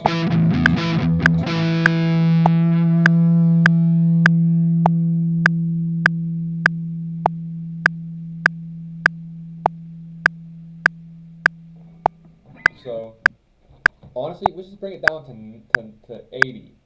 I could play that all perfectly, but I want to get this, like, real, like, this is, I think starting slower than you want to slow is the key to practice. Like, starting slower than you want to start. Starting slower than you want to slow.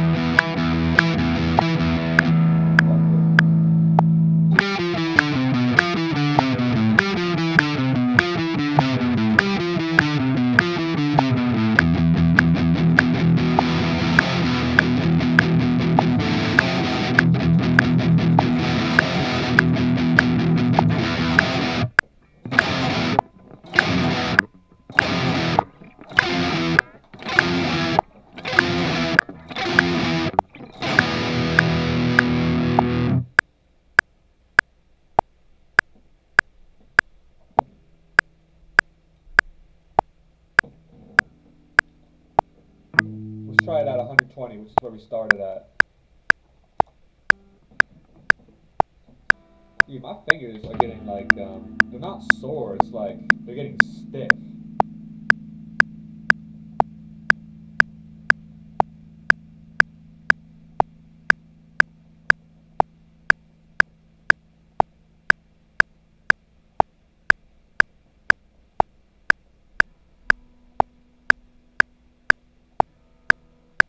I gotta start doing like, hand massages.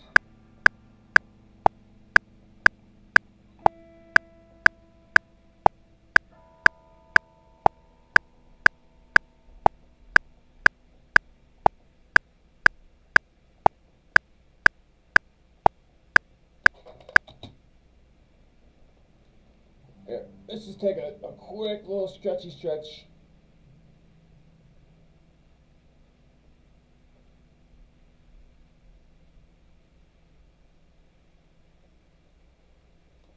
I wonder if there's any good videos about that.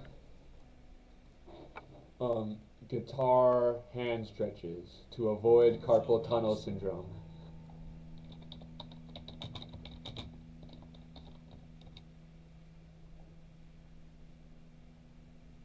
Essential hand stretches for any instrumentalist, for any guitarist or instrumentalist.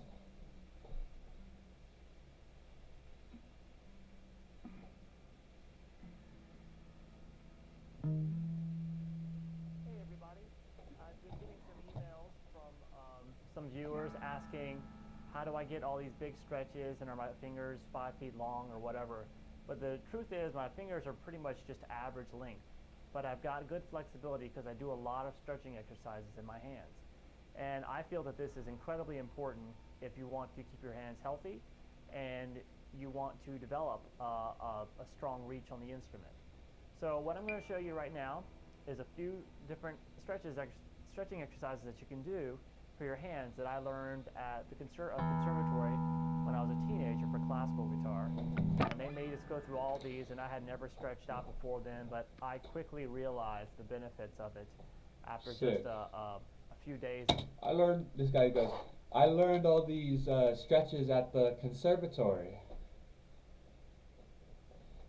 Well, sucks for you, loser. You paid for that. Now I get this for free. Doing it. I never feel like playing without doing it now. My hands just feel so much looser and more flexible. Okay, so let's get started. What we're going to do is we're just going to start out by, you need to get some blood going into your hands before you get, and you kind of get them warmed up before you start trying to stretch the muscles out. So just to keep it safe, what I do is I take just my thumb from the opposite hand. We're going to do these exercises for both hands, but I'm just going to show them on one hand to save time. But you should do the exact same thing with the other one. So for this one, I'm going to... And it just occurred to me, so number one, before spider walk, is we're going to put in, we're going to put stretches.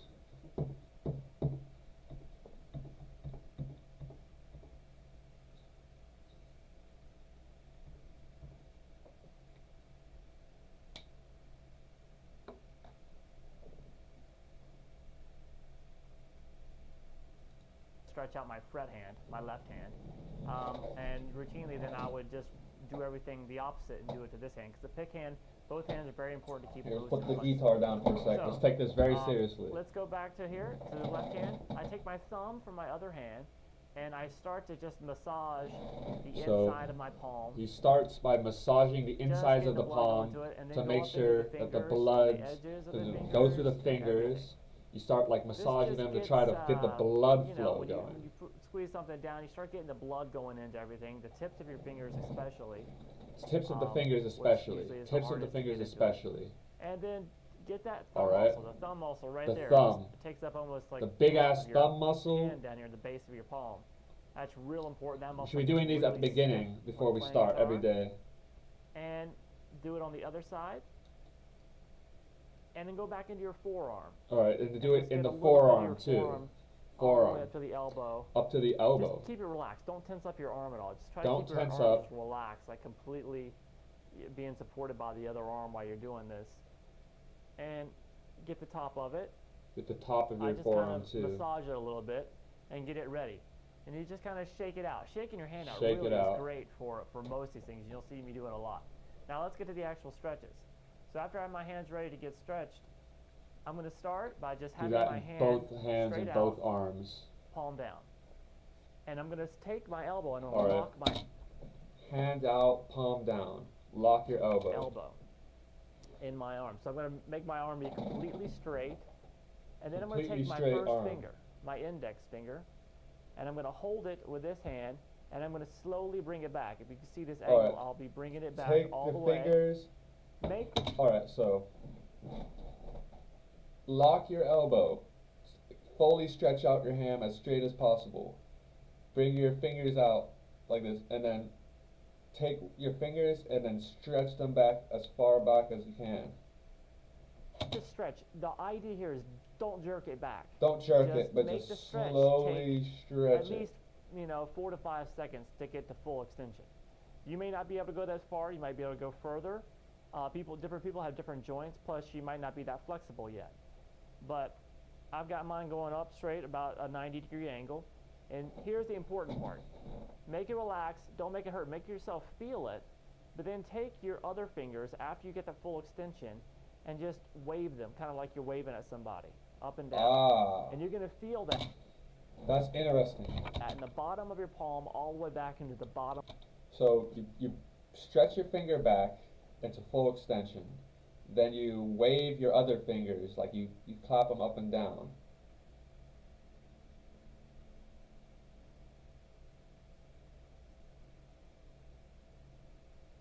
Yeah, and I feel that. Yeah, I definitely feel that. I'm getting relief.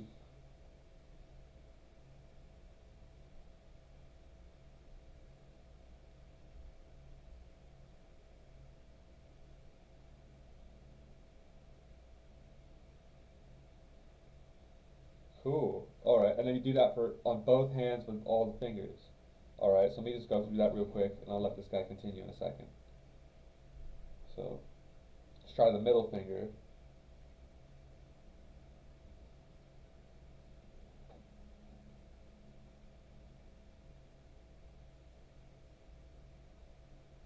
Oh man, I need that stretch right there. Oh, Jesus.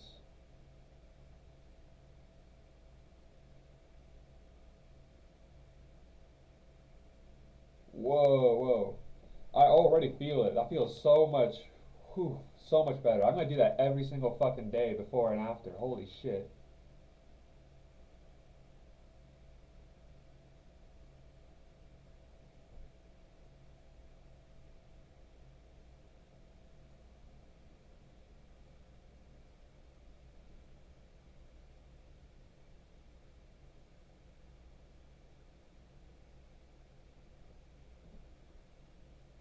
Oh, what is this one? The ring finger is really hard to do that with.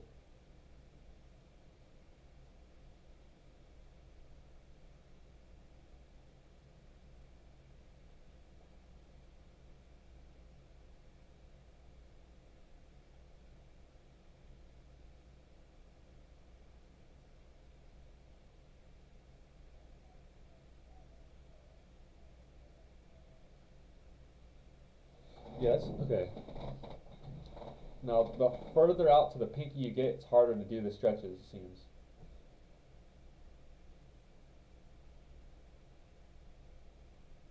Oh, yep, there we go, I got it. That's such a good one. Holy shit. And this... Alright, now let's do the pinky.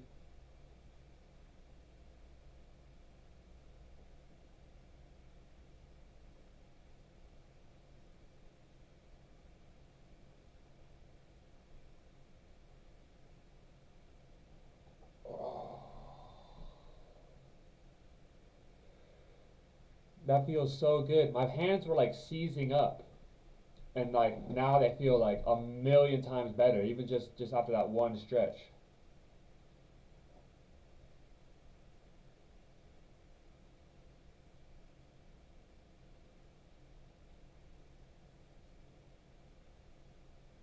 Wow. Man, fuck yeah. Alright.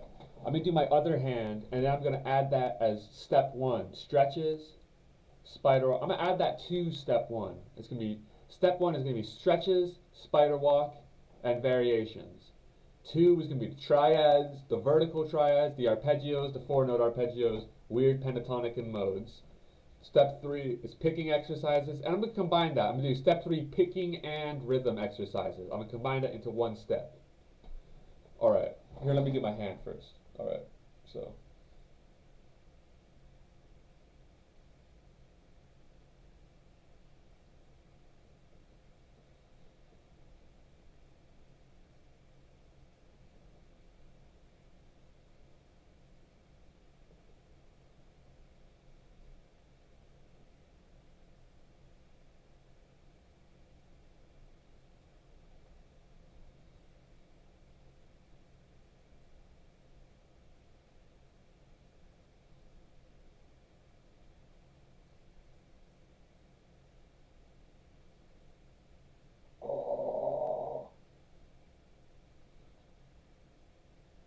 Holy shit, I can't believe I've been playing guitar for how many years? I've never even considered doing any stretches.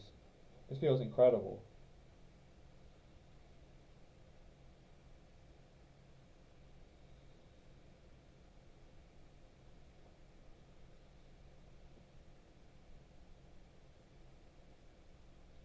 Holy crap, that feels so good. I can't even describe it.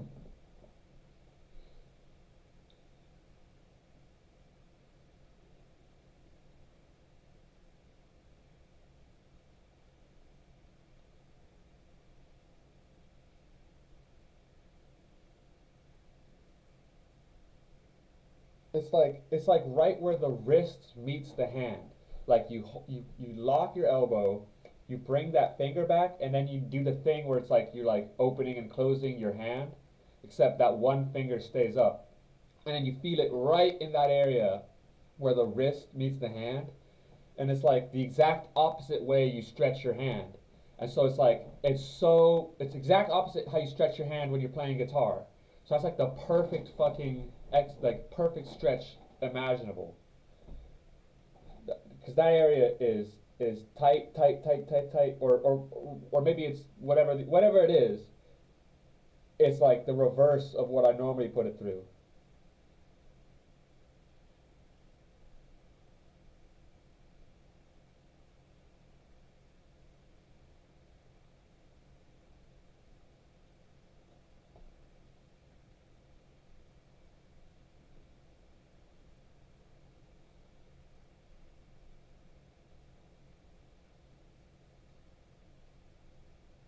Alright, let's try this pinky. And tomorrow we're going to do this with more precision, because this is awesome.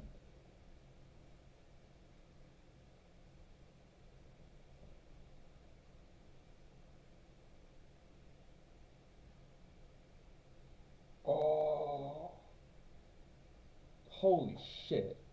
My hands feel so good right now. That's incredible. Do I do it on the thumb too?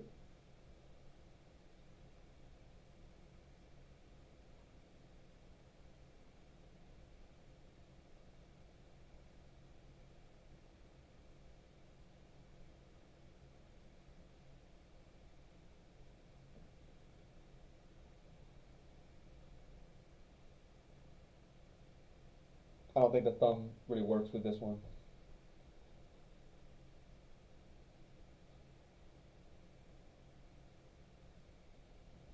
Jesus. Alright, now I'm going to shake them out.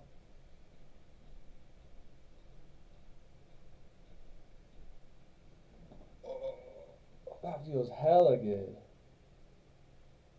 Jesus, my fingers were seizing up so hard. I was like, Jesus, am I going to be, is this about to have Parkinson's? What the fuck is this? Alright, so let's recreate this schedule real quick.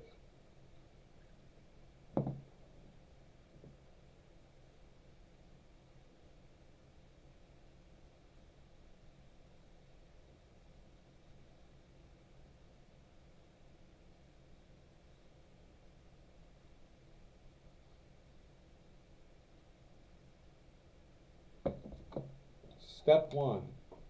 on the to-do practice list. Stretches into spider walk.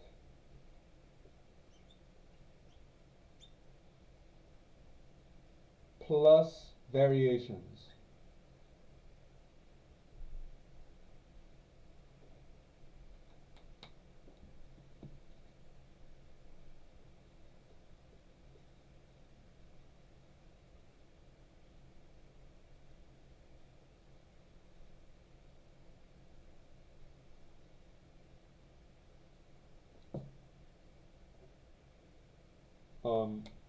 Step 2, triads.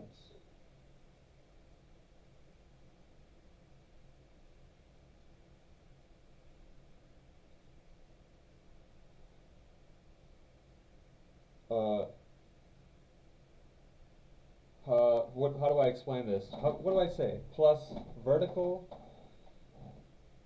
plus vertical triads into 3-note arpeggios. I'm just going to write arpeggios into 4-note arpeggios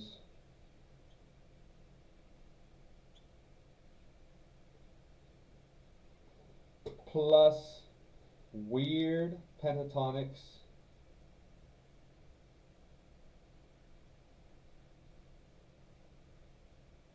and modes.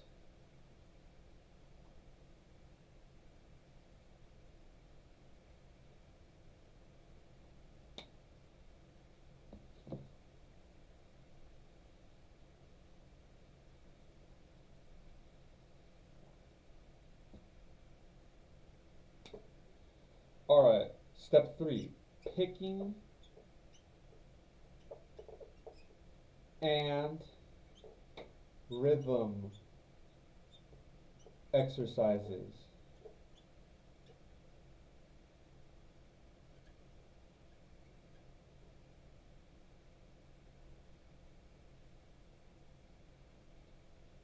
Alright, and then we'll put for step 4 song practice, and then I'll treat that like if I get through the whole thing, then we'll fuck around on some songs, because that is like the implementation of the practice, but it isn't necessarily the most important thing to work on every single day.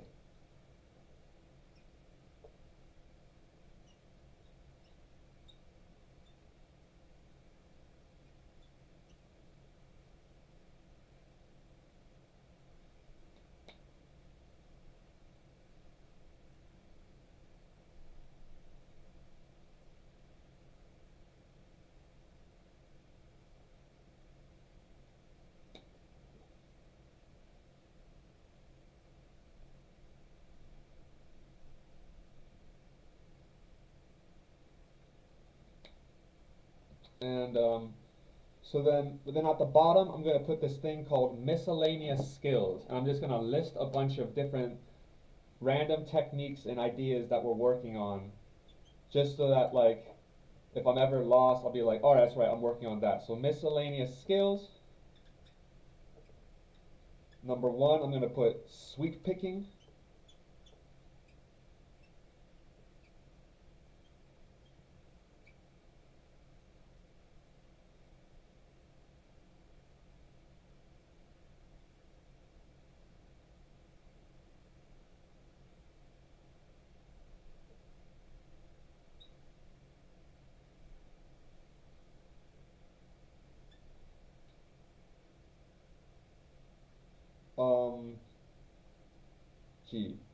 Sweep picking.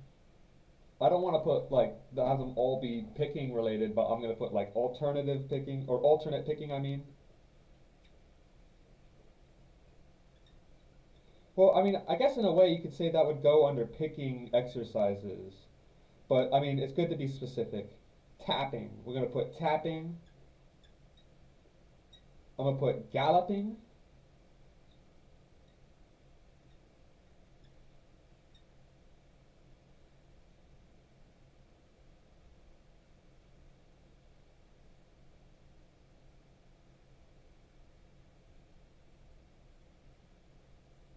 Okay, let's just think of a bunch of miscellaneous skills, and then let's just try to list a bunch of them, so that at any point we can decide, all right, that seems like we can work on that thing.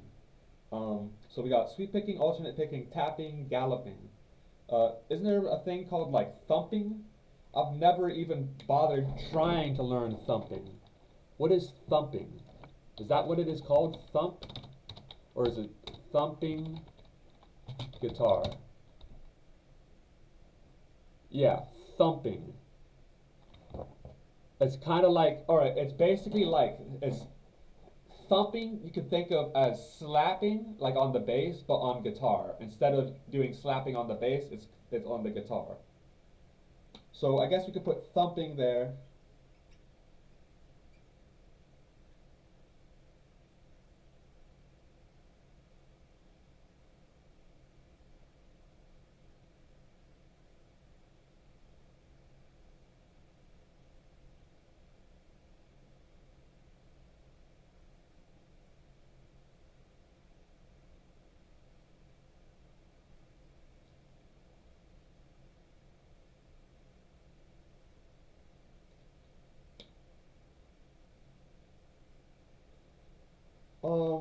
Okay. Sweep picking, thumping, alternate picking, galloping, tapping.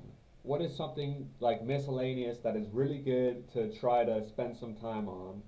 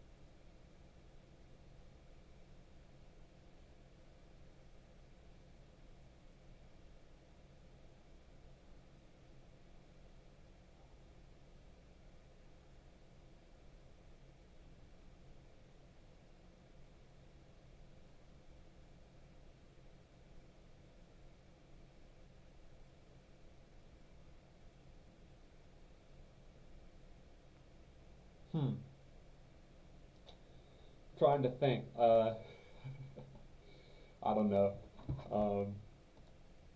What would it be? I guess I could put like 4-note per string. 4-note per string scales. Because that's like, because we know all the scales and all of that, but then trying to put them in the 4-note per string is like the most advanced way of playing the simple scales. So in a way that's sort of like a miscellaneous thing. You could do 4 notes per string.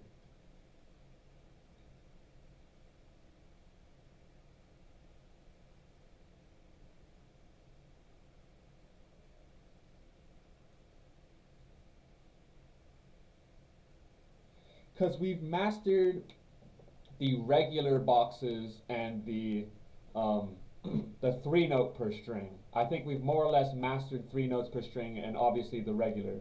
So the 4-note per string, I can kind of fuck around on them. Like I could slip into it, but I don't know if I got them all like mastered.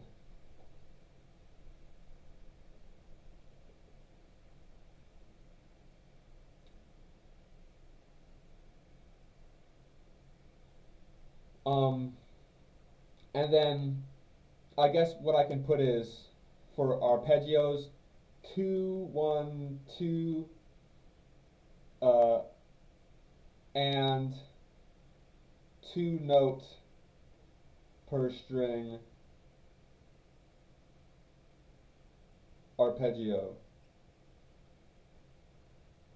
So I don't know if that's really miscellaneous, but I'll just put that on the board. So we got 1, 2, 3, 4, 5, 6, 7 miscellaneous little techniques that we could practice.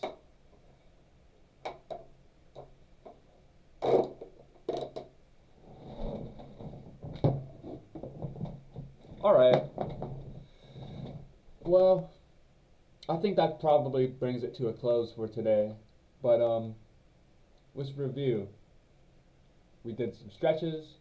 We worked on the metal things. We broke down the sweep picking on a new level. We worked on the rhythmic exercises where we went one notes, half notes, triplets, quarter notes, sextuplets, and then eighth notes. And then we did that at a very slow speed so we can really hear the difference. I think that's good to do every day.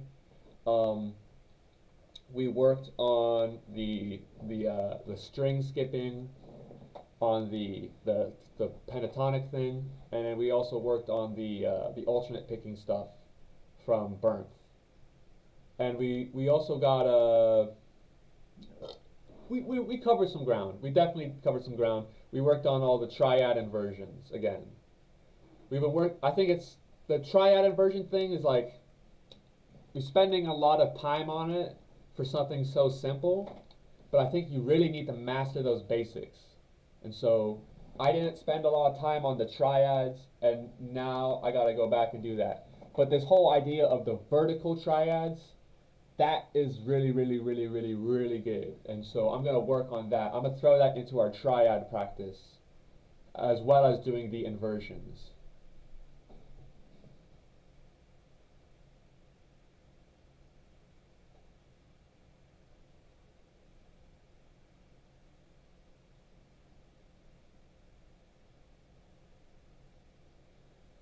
Yeah, so cool. Seems like we're in a pretty good position.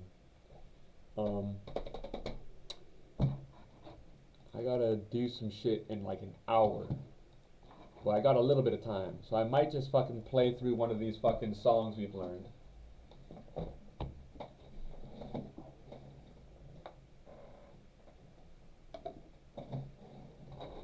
We'll just work on we're not gonna work on it. I'm just gonna do the rhythm section for that Metallica shit right now.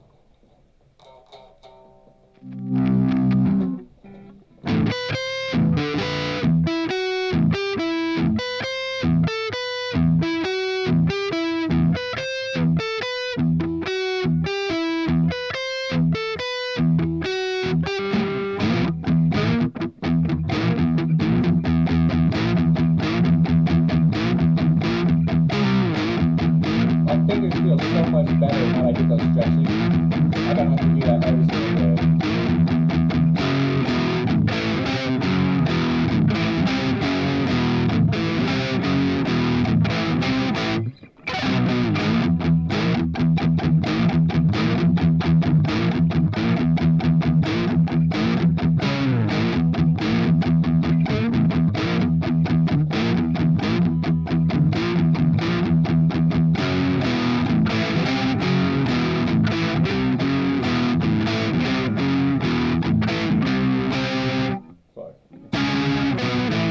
Whatever.